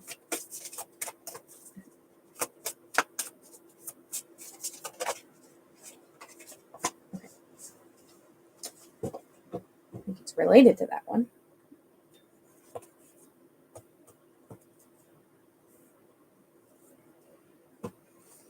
I'll show you the card.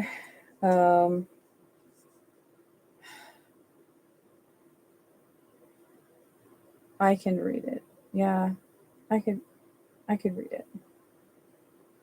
I'm gonna ask you. I buy the shirt. This is the one that, like, if you want me to read it, I'll read it. If not, there's another card.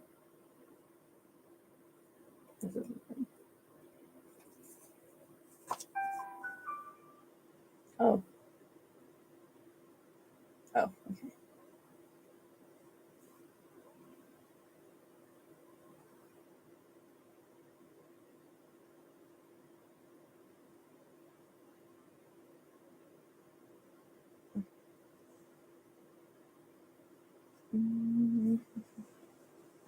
Okay. All right. So that did not answer my question. Do you want me to read that one or do you want me to read the other one? This is the other one. I think that they're related, to be honest with you. But yeah, okay. Oh, wow. When I opened the book, the other one's the one that I opened too. But that one is just rough.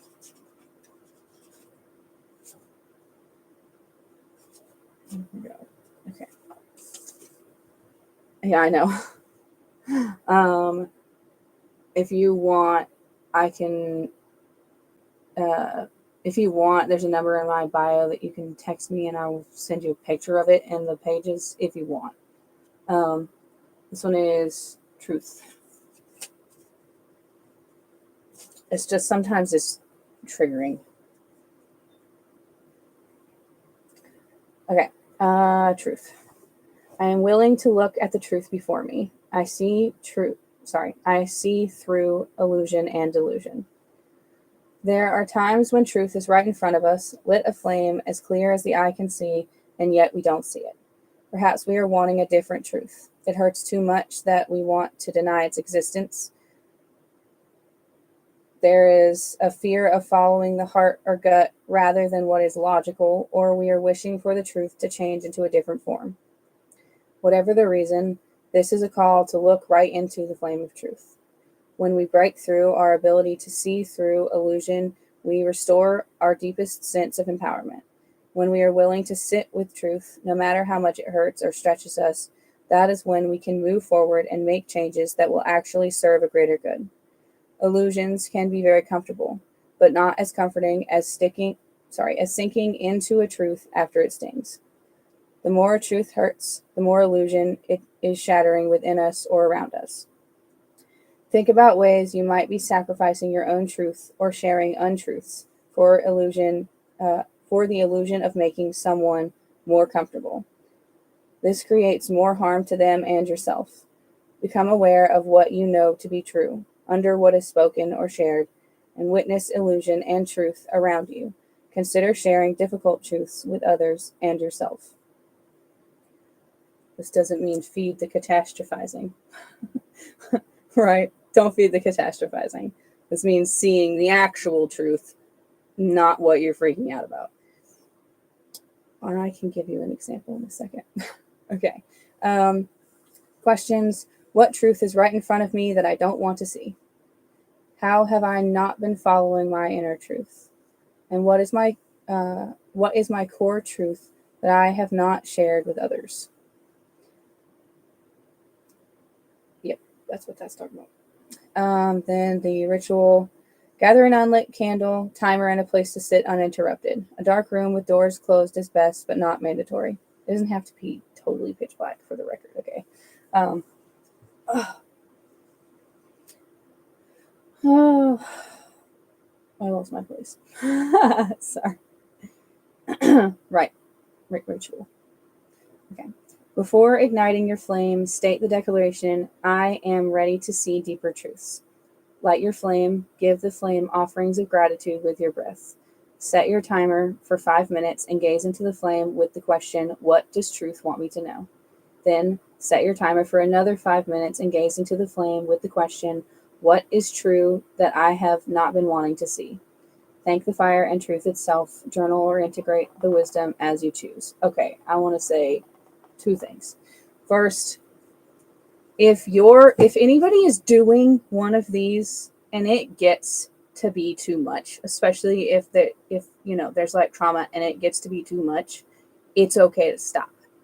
And like you should stop and like self-regulate if you feel like you're getting too, overwhelmed by it. And then the example I was going to give is I've recently learned in therapy that I have something called anxious attachment style. So basically, I have abandonment issues. So like if basically I'm like, if I think someone's gonna leave, even if it's like the slightest inkling, I freak out.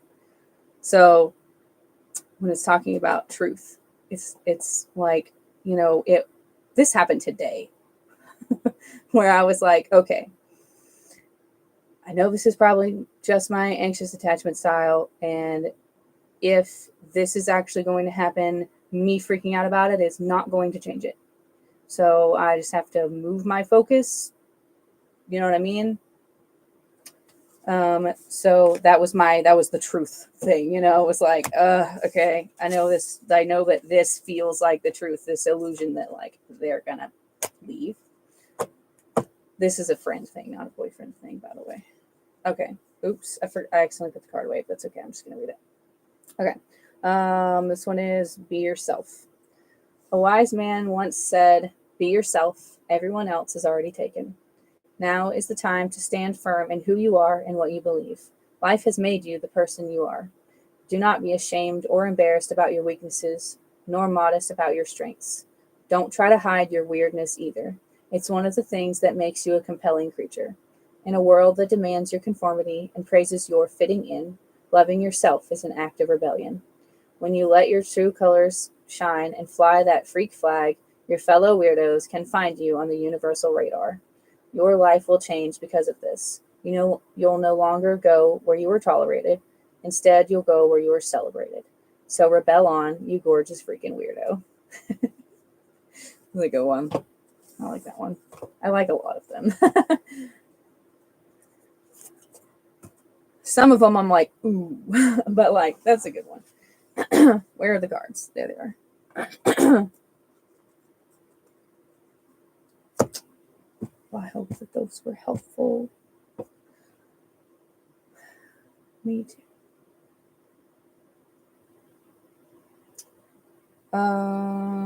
Is Tino here? I'm not going to wait too long. They're on YouTube if they're there. D, I don't know if you want it on the list. You're welcome. Ah, for the love of all that is in existence, please stop spinning. Hi, Camille.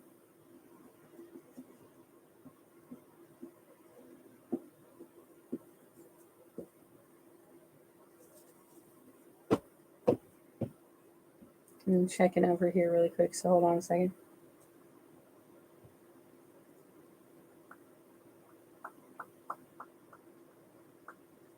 I think that's who that is. I'm pretty sure that's who that is.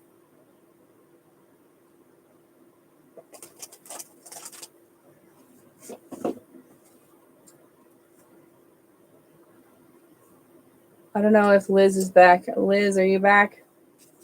All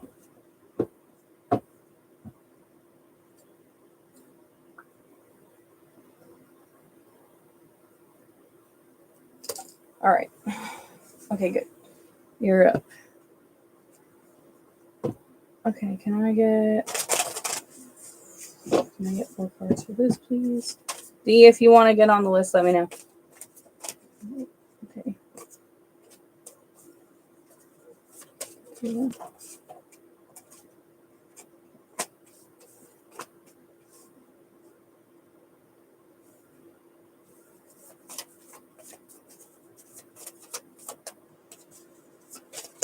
Oh my good grief. Okay. Oh man.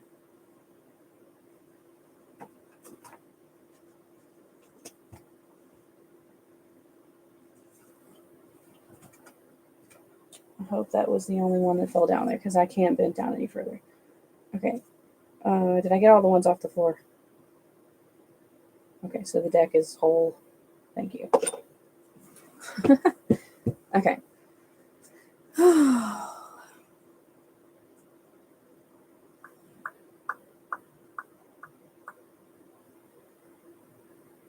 What?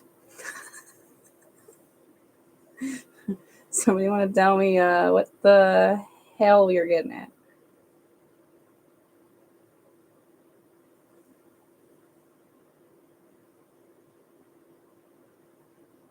I'm gonna tell you what they are. Hold on. After I make sure they're all are these all for this? Thank you. Okay. So we've got the warrior, hope, choices, and love.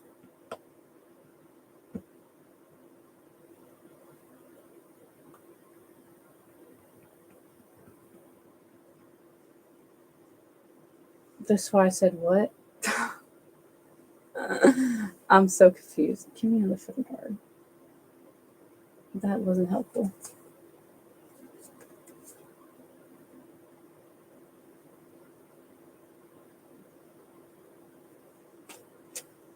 What?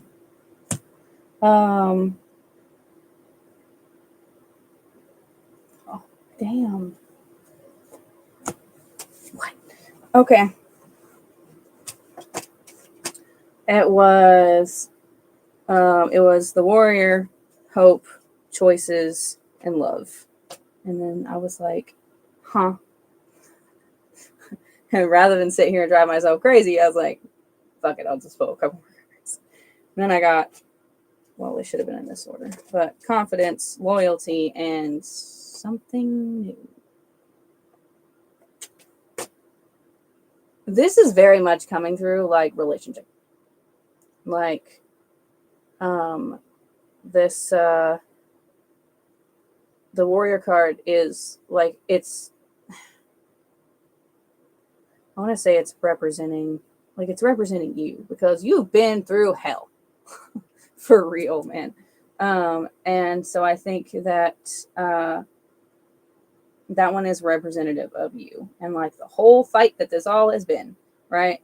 And then the hope card and the choice card, I think they're together. I think that like, you've chosen to like remain in that higher perspective and like remain in that like hopeful mindset. And then it's like this is just this is coming in. It's like, excuse me, what? Like it's attracting someone good. It's funny. Usually when we stop looking for it, that's when it shows up. So I'm wondering when this wouldn't come up if it wasn't like lining up. I'm gonna hold on.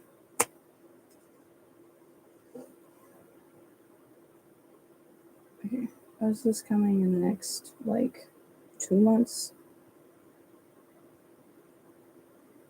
Too small, yes. Less than.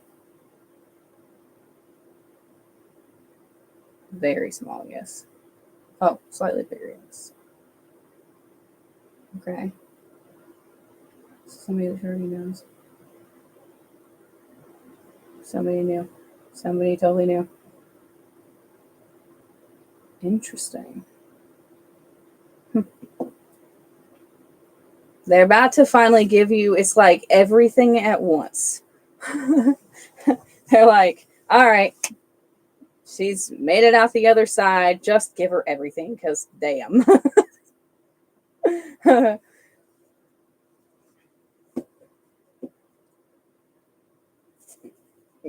I know.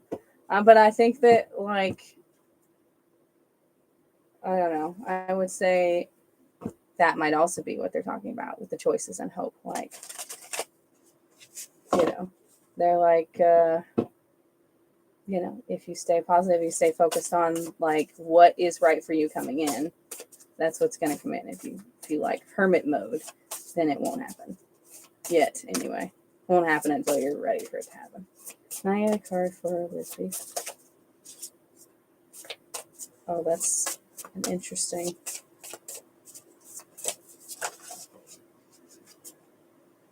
Okay. Okay, is this one for Liz? Okay. This is interesting. Okay, and don't take it for what it seems like. Oh my god, I have laughed, snorted so many times tonight.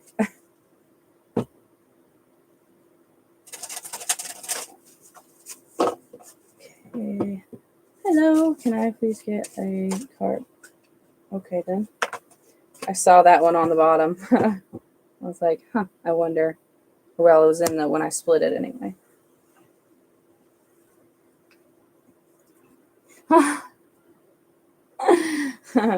It's not that bad. It's not that bad. Just don't take it personally.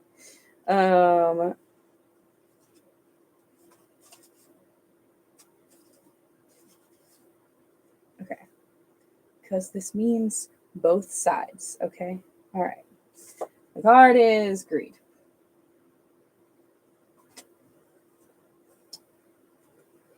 Oh boy. Okay. I witness the truth of greed. I explore my relationship with abundance, attachment, and lack.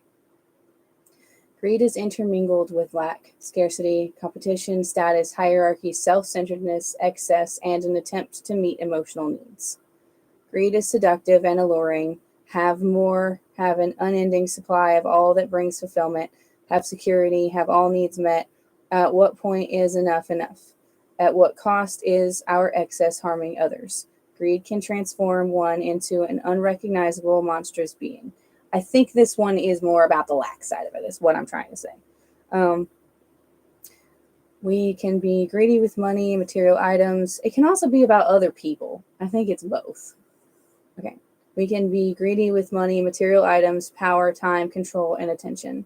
It is wonderful to have enough so that there is security, enjoyment, abundance, wealth, time, freedom, and independence. The question of greed comes into play when our own supply or demand is at a harmful cost to others. Are we asking for more than someone can give? Seems like somebody's constantly asking you for more than you can give. Do we have an insatiable appetite for that which doesn't truly fulfill? Addressing inner deficiencies with self-love and awareness is a skillful response when enough never feels like enough. Consider the deeper understanding of greed as an energy of depletion that is seeking excess, or feelings of lack that are unmet by the abundance present. Think about where you feel in excess or overly attached to possessions. Consider the internal and external cost of greed of yourself and others. Like I said, hi, Carmen. Like I said, I feel like you're on the lack side of this, and there can think of a couple of people that are on the other side of it. Questions. Where do I feel a sense of scarcity, and how do I respond to that? What is my relationship with giving? Lack, excess, balance. Do I consider the deeper cost of my desires? And then the ritual, practice being in reciprocal, equitable, balanced relationship with greed, lack, and abundance. Actionably in the world. Notice where you have an excess and consider giving time, money, resources, and service. Notice where you have a need and consider receiving. Ask for what you are needing. Put a call out, seek resources or support. Notice where you feel in balance and have a conversation with someone about balance with abundance. Giving and receiving and communicating are ritual. One simple action towards restoring balance serves us all. Consider this as a loving challenge to give, share, or receive. Hi, Hazel. Okay. My family's been asking me too much of me. Yeah, I feel you. That's what I'm saying is like, I don't think that one is about, like the greed side of it is not you. I will say though, oh shit, sorry, I almost spilled my coffee everywhere.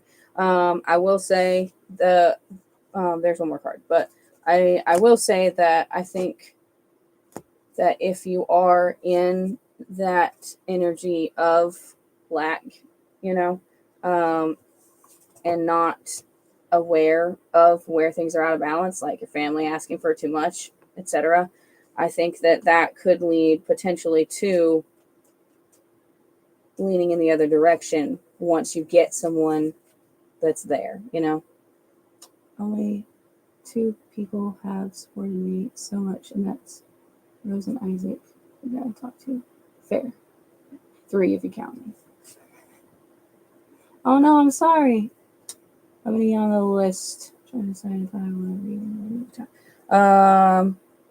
There's after Liz is gonna be Amy and then Camille, and that's it.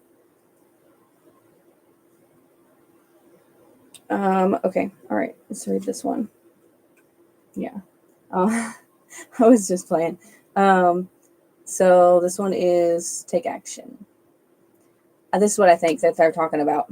I think I feel like they're talking about make sure that this is in balance, because when this person comes in and starts giving, it's going to feel really good, and you're going to have a want to have all of the time and all of the attention, and totally fucking fair for the record. Okay. So I think that's what they're talking about. Because you just give to everybody all the time, and having somebody give back is going to feel, I think, intoxicating is the word that I'm thinking of. All right. Take action. This is your call to action. The time for contemplation has passed. You already know what to do. You are now required to take a leap of faith and put your energies into motion. While it is unwise to take action before an idea or project has fully marinated, too often we don't trust ourselves enough to act. But as the famous poet once said, boldness has genius, power, and magic in it. The moment you put your energy behind an idea, you've started the transformation process. That is creation itself. Mighty forces, often unseen, will move on your behalf. Do not hesitate. Put your brave boots on and be the girl who decided to go for it. Leap and the net will appear, or you'll grow wings on the way down. Either way, jump. Yeah, I feel like that might be like the one thing that they're like, hey, get to this balance point. And then this person is like, they're like right there. The pendulum was saying like 2 months-ish, maybe less. Especially because you do the things when I tell you to do them.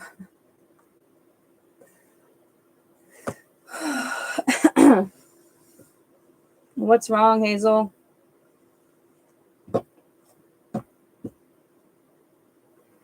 What to do at this point? What direction to go for? I think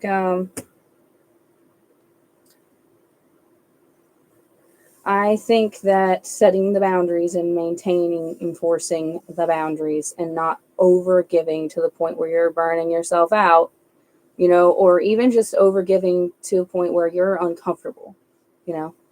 I need to tell you something and you're going to be, oh, really? Oh, shit.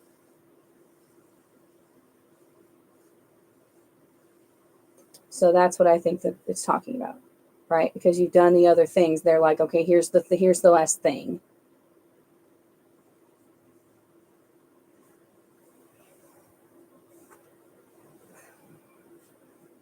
Okay. Okay. 6 appointments, something wrong with my. Oh no, I'm so sorry.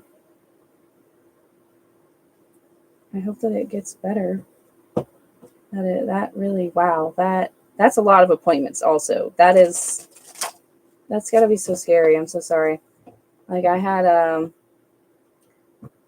a weird I have 2 different arrhythmias. One is really common and one is really weird. Um, and it freaks doctors out every time they hear it. But like, it's not bad enough for them to put me on medication for it. You're welcome. All right, Amy, you ready? Yeah, they don't want to put me on meds because it's like, yeah, because it was like risk versus benefit, you know? Yeah. Okay. All right. Can I get 4 cards for Amy?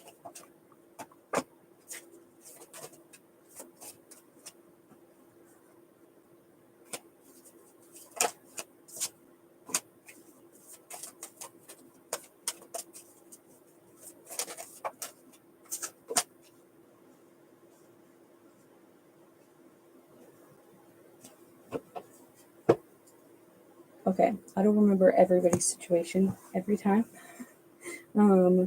So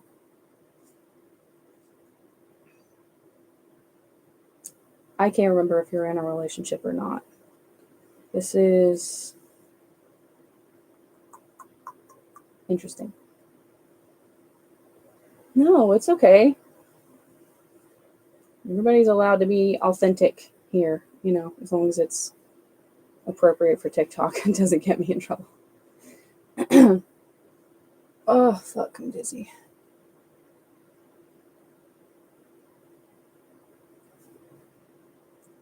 But no, yeah, I'm sure that is really scary. That really sucks.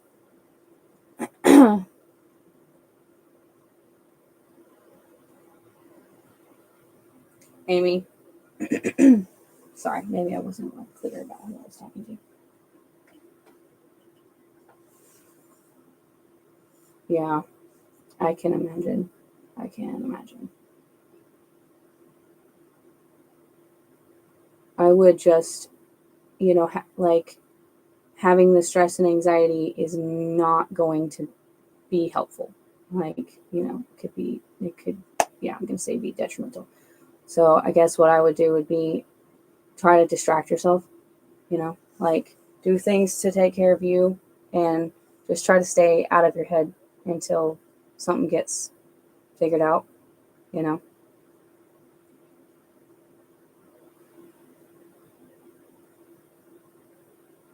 Amy, are you, I've got your cards if you're ready. And I was asking if you're in a relationship or not. I should say happily in a relationship or not.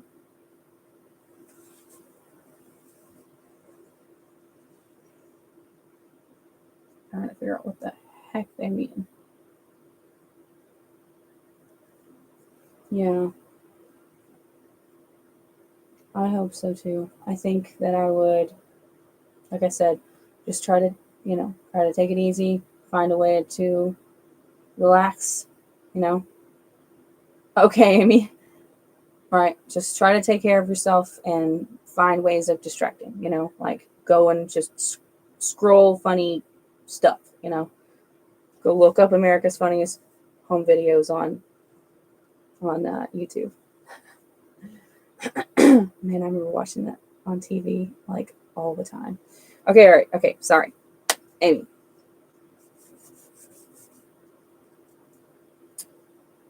So, we've got risk, love, something new, and then the obedience card.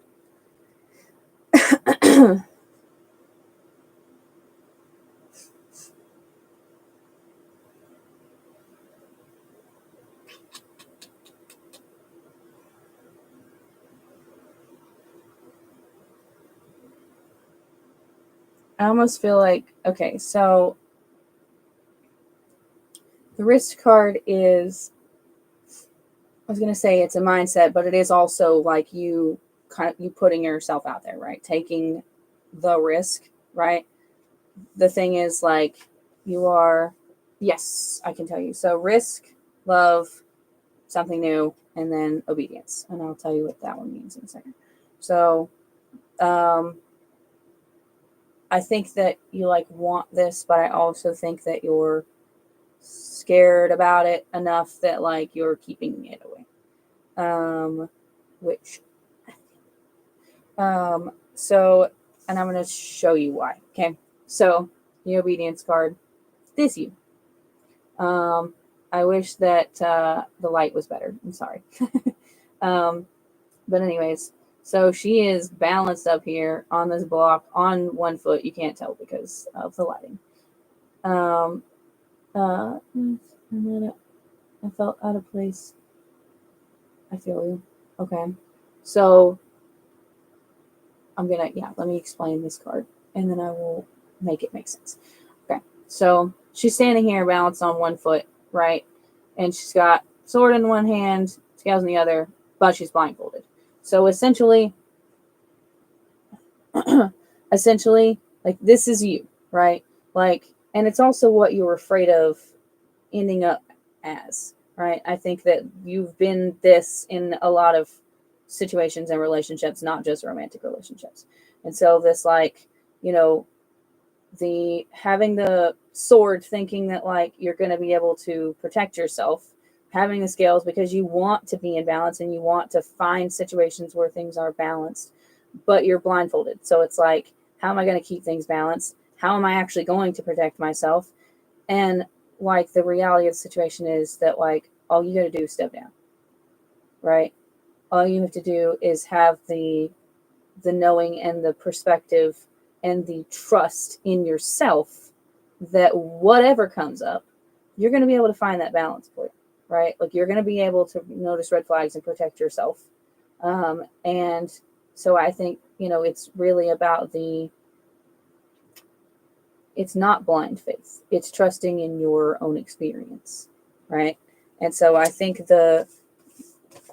these, this like this love and then the something new, I think that like they're like there, but it's really about you feeling like you're genuinely ready to take the risk.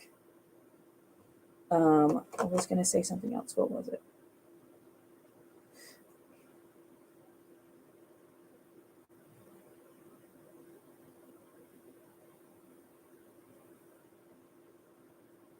Oh God, don't close my eyes. Sorry if you haven't been in here when I was talking about it. I have vertigo, super bad right now.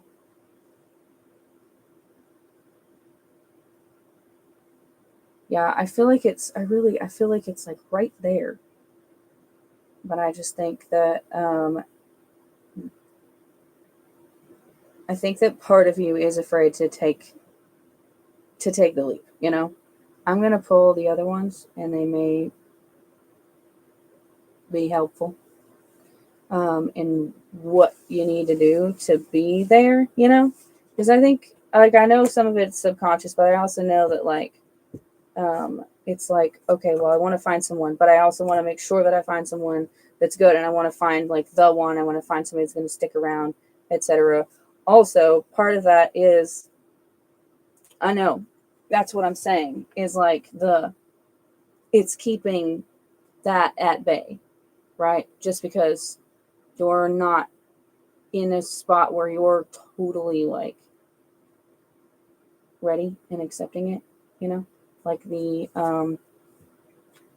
that obedience card. I think that it's how things have been in past relationships, and I think that like maybe there's a fear of falling back into that same pattern.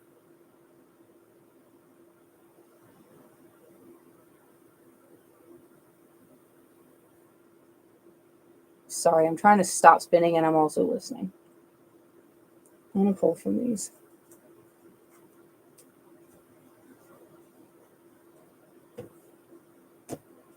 Oh, okay. Yeah, thank you. That makes sense. You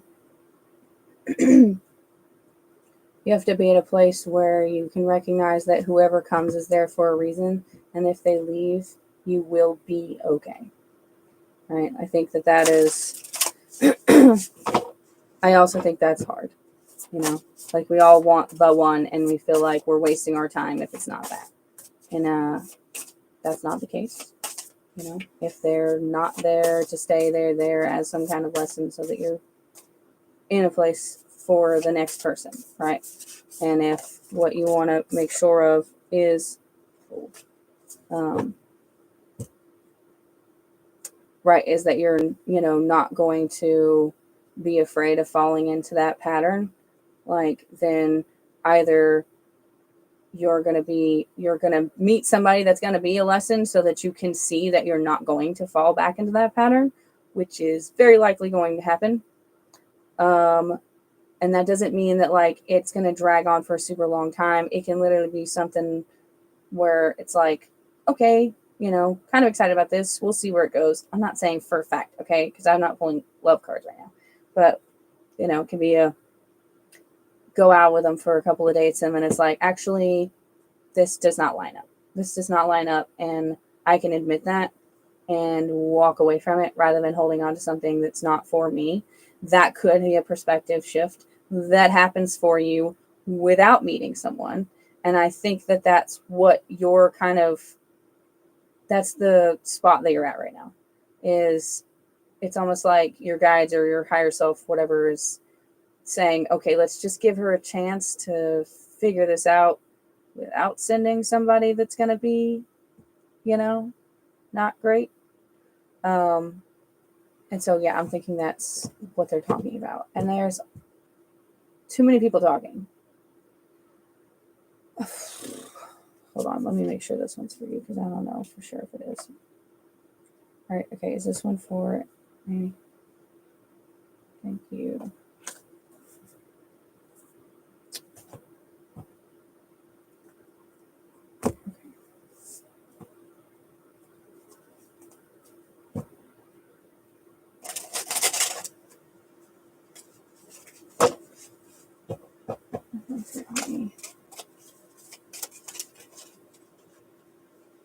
Oh, they're all so good.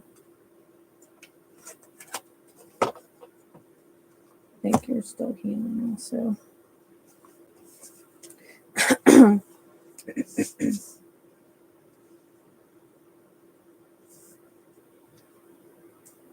I know that you're frustrated because it's not happening, but I think it's not happening because somebody's protecting you. All right. I think that you need to know, wow, straight to the page. I think that like there's something still being worked through, and I think that you have to know that whatever happens, like you're going to be okay. And then there's a decent possibility that they won't bring in somebody that's going to test that. Okay, so this one is grief.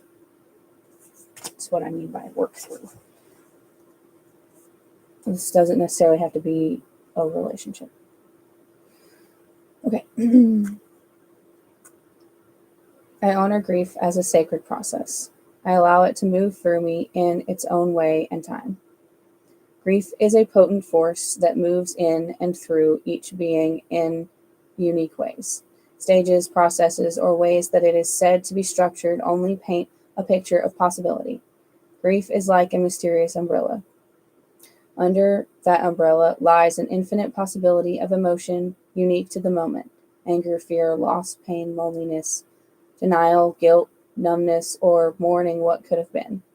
It is also a window into hope, resilience, strength, rebirth, curiosity, enduring, and adapting to change. Many ancient peoples honored grief as holy and sacred, knowing that grief it that the grief Jesus, I'm sorry. The words are moving. That the grieving one was moving through a necessary ceremonial experience for themselves, for the departed, and for the community. A griever is also said to be a conduit of the divine. Grief is like a storm. It can leave as quickly as it comes, or it can persist for days and weeks.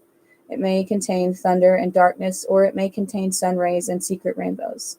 If we chase the rainbows, we are less likely to find them. They appear only when, where, and how they want, just like grief itself. We can grieve people, possibilities, paths, and parts of self. Think about any perceptions you hold around grief. Reflect on ways you've wanted to rush through grief or bypass grieving.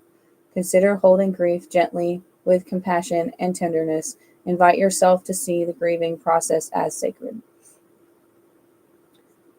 Okay, this one. Okay, this questions. If there is grief that is, is there grief that is calling me to sit with it more fully? When have I grieved? Did I grieve fully or stop myself? And what can grief teach me about emotion and processing life? And then the ritual, create a ceremony to honor grief itself. Feel into a situation which you are grieving or have previously experienced grief. Put on a clothing accessory item that feels sacred or special. Gather an unlit candle and anything else that creates a sacred space or that feels relevant to grief. Light the candle with an intention to honor grief. Have an unfiltered discussion with grief where you speak all that you feel about grief until you feel fully emptied of your truth. Ask grief to share its wisdom with you as you listen in silence for a few moments. I think this is part of it's not, grief isn't just about, death is the point. And so I think that, hold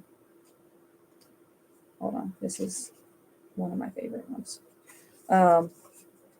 Right. So I think that the point is processing, like previous things that just didn't turn out the way that you hoped they would, because the fear that like something new is also going to turn out the way that you don't want it to is part of what's holding you back. Okay. This one is Remember the Wooly. I love this one so much. It's so cute. This one is basically the same thing. This one's play. I'm not going to read both of them, but. Oh. All right. Remember the Wooly. Remember the blanket you had as a child, or the one. I'm sorry. Words. Okay. Remember that blanket you had as a child, the one that comforted you with its mere touch, or the special stuffed animal or toy that connected you to your own ease. That feeling is the Wooly, and it is the center of your belonging. Belonging is the center of the universe. Forget about practical adult world for a while. Embrace the Wooly. The books, films, poems, music, and nature that put you back in touch with your own nature, inspiring you to remember who you really are beyond your own circumstances. That is what is calling you right now. Answer. The Little Prince taught us that which is essential is invisible to the eye. Close your eyes to see. Tell reality to bite it. When you're ready to deal with it again, it'll be waiting for you. You'll always find proof of what you seek. So stop looking at all the ways you don't fit in. Refuse to take account of what displeases or hurts or frustrates you. Spend this time falling in love with all the ways you belong to the planet and to your own sacred, gorgeous heart. Yeah, I feel like this is a 2-step process. They're like, do the grief ritual and then, and then do this, do this one that's putting you back in that place of ease and finding the actual you underneath everything else. Oh, I hope that all of that made sense. I'm sorry that you didn't find somebody tonight, but I'm also glad that, I'm glad that you, went out, had fun, got home safe, plus sides.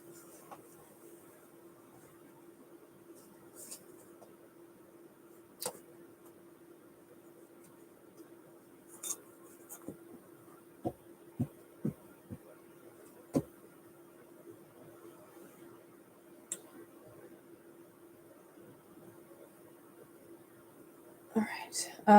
Camille, are you here? Yeah. It'll happen.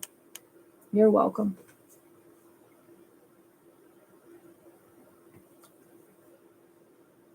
I can't remember if somebody else wanted on the list after Camille. I forgot.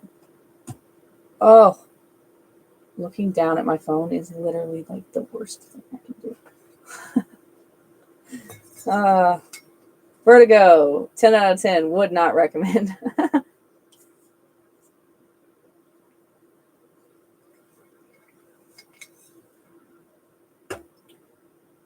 Oh, okay.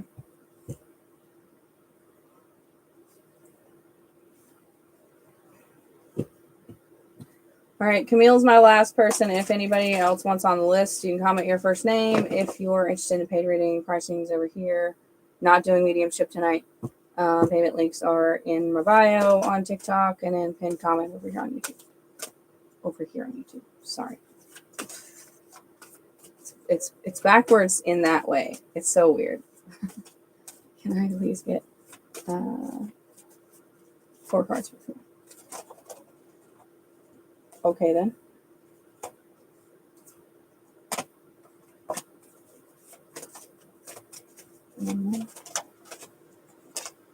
Good grief. You know, I come back to what? All right. Somebody that's for Camille talk to me.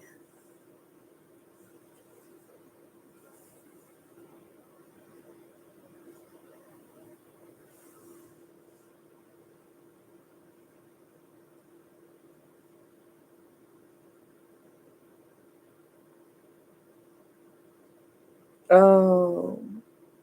Okay. That makes sense now. Okay, so we've got complicated, fragment, focus, and trapped. Okay, so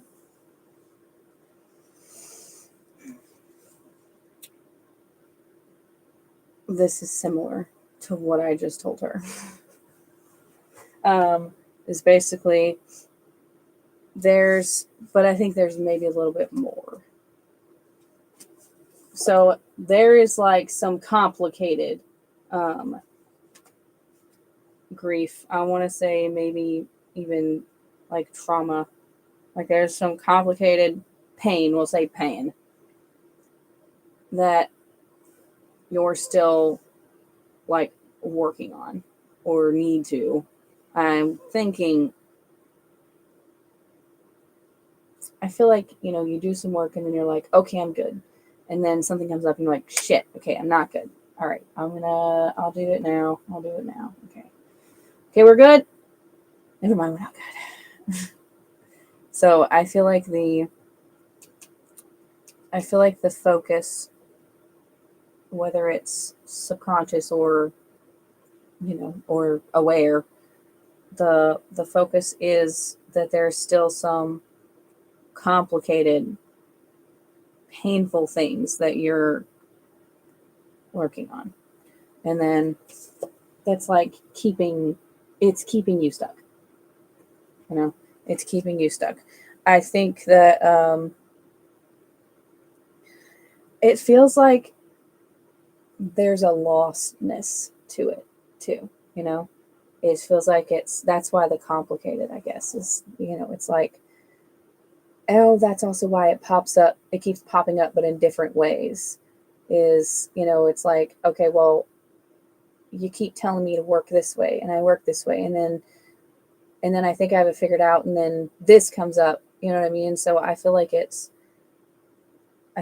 complex, obviously complicated. I feel like it's a complex, I want to say system of pain. That's the words that I'm hearing. System of pain. It's like,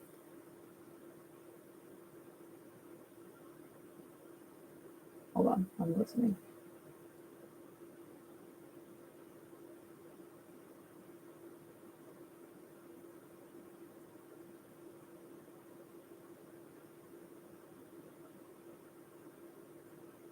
I think that you're wondering if, Like, if you're ever actually going to be happy. Like, somebody made you think that that would never happen for you or that you didn't deserve it. There's like somebody at some point, shapes that voice in the back of your head. It can go, back to childhood. It usually does. But, that can also shift because of really bad relationships, whether it's romantic or otherwise. So I'm thinking that, oh my gosh, highway, thank you. Um, so I feel like you're trying to work through things, but I almost feel like you're maybe sometimes doing it from a place of blame on yourself. You know, like, I can give you a perfect example. I've been trying for, a few years to like heal from the, trauma of being with my, being in a 4-year abusive marriage. Um, and while trying to heal from it, I was still sitting there blaming myself for staying too long. Like, why didn't I just leave sooner? If I left sooner, then this, and this wouldn't have happened. Was that getting me nowhere? No. But I had to get to a point where I was like ready to have that perspective change, So I think that it's easy to cage ourselves into the idea that like we're not going to find anybody because subconsciously we just don't think that we deserve it, because we haven't forgiven ourselves for our parts of things, or we're beating ourselves up because we feel like we're not good enough or whatever, and this is complicated, so it feels like it goes pretty far back. Healing can't happen if you're also shaming yourself into the healing, Okay, let me do the other ones. Let's maybe get a direction.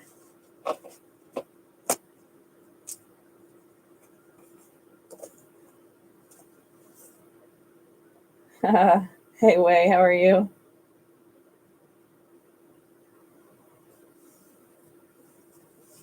All right, cards.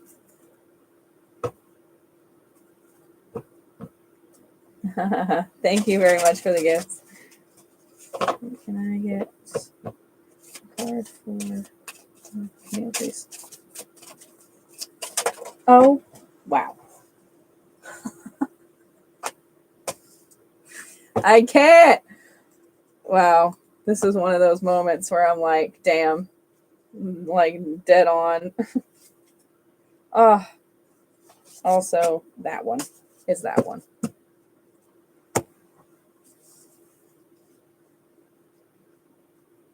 All right. Since you're the last one on the list, I'm going to read both of these.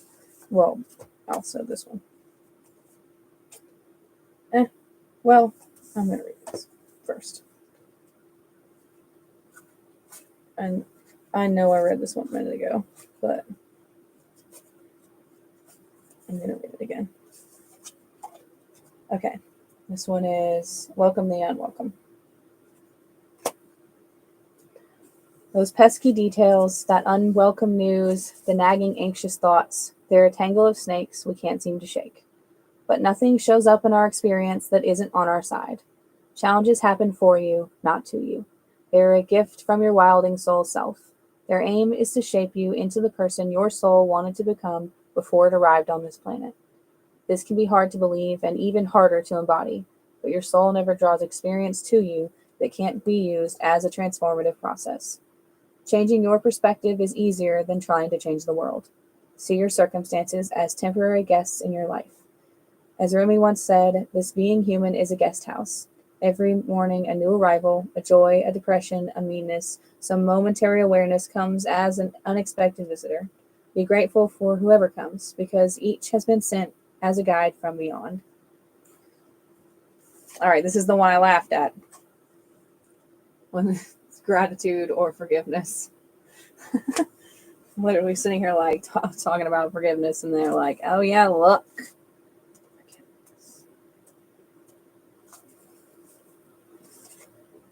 Okay. Gratitude or forgiveness.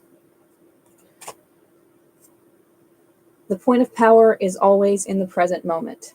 Find it through the garden of gratitude. If you can't get to gratitude, get to forgiveness. There is a time to honor your grief, frustration, resentment, blame, and trauma. That's not what this moment calls for. If you can't find your way to the garden, then forage your way. Can't find it because the words are moving. Okay, then forage your way through the forest of forgiveness. The hardest thing to do. Lord, let me do this. Maybe this helps. Okay. The hardest thing to do is to forgive a person who hasn't asked for it or let go of a situation that continues to harm you, even when you know you're in the right. You can be right or you can be free. This moment invites you to elevate your energy through acceptance, forgiveness, or gratitude. Accept the invitation and watch how your inner reality begins to reshape and redefine your outer reality. It's also about forgiving. Okay. Last one is this one is such a good one. I really, really like this one.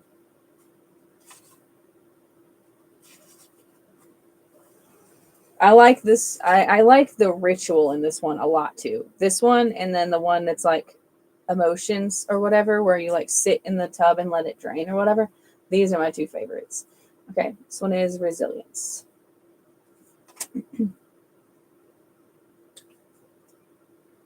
Okay.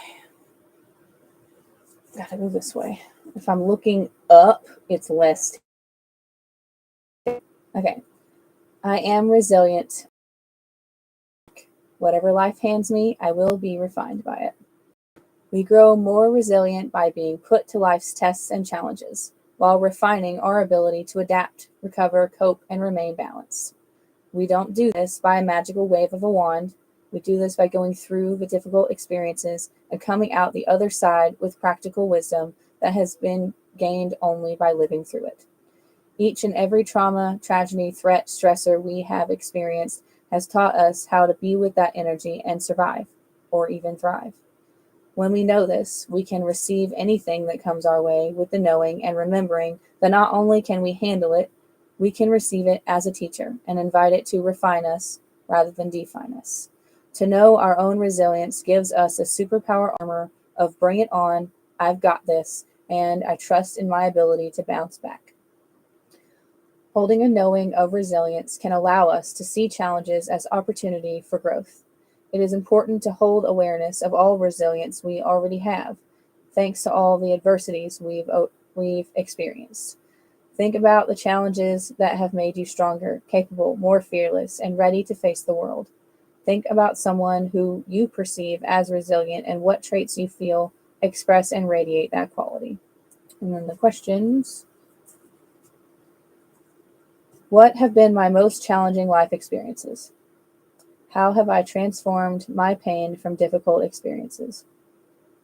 And where do I feel not so resilient and a desire to strengthen? And then the ritual. On a beautiful, nice piece of paper, whatever that means to you, write a resilience reminder, a letter from your most resilient and wise self to your in need of a reminder self. Allow your eyes to close. Receive 3 slow, deep breaths. Remember a time where you felt like a resilient badass. Feel the sense of power and strength in your body. Then open your eyes and write about how resilient you are, like an empowering you've got this from you to you. Tuck it away somewhere that will be easy to remember and reach for when you feel challenged and need the reminder. I really like that one. I personally think that like we should just all do that one. Oh, made sense. I love it when they use the same words that I've used.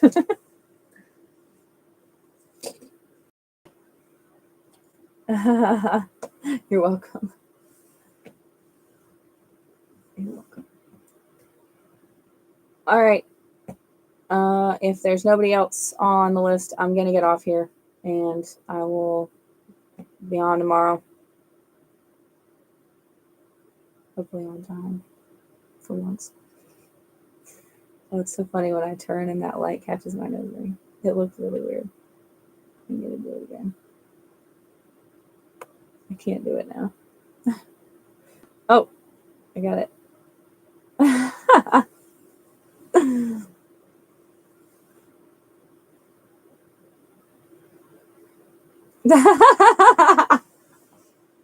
All right, guys. I will see everybody tomorrow, and I hope that everyone has a fantastic, wonderful, magical night, day, morning, afternoon, whatever it is, wherever you are.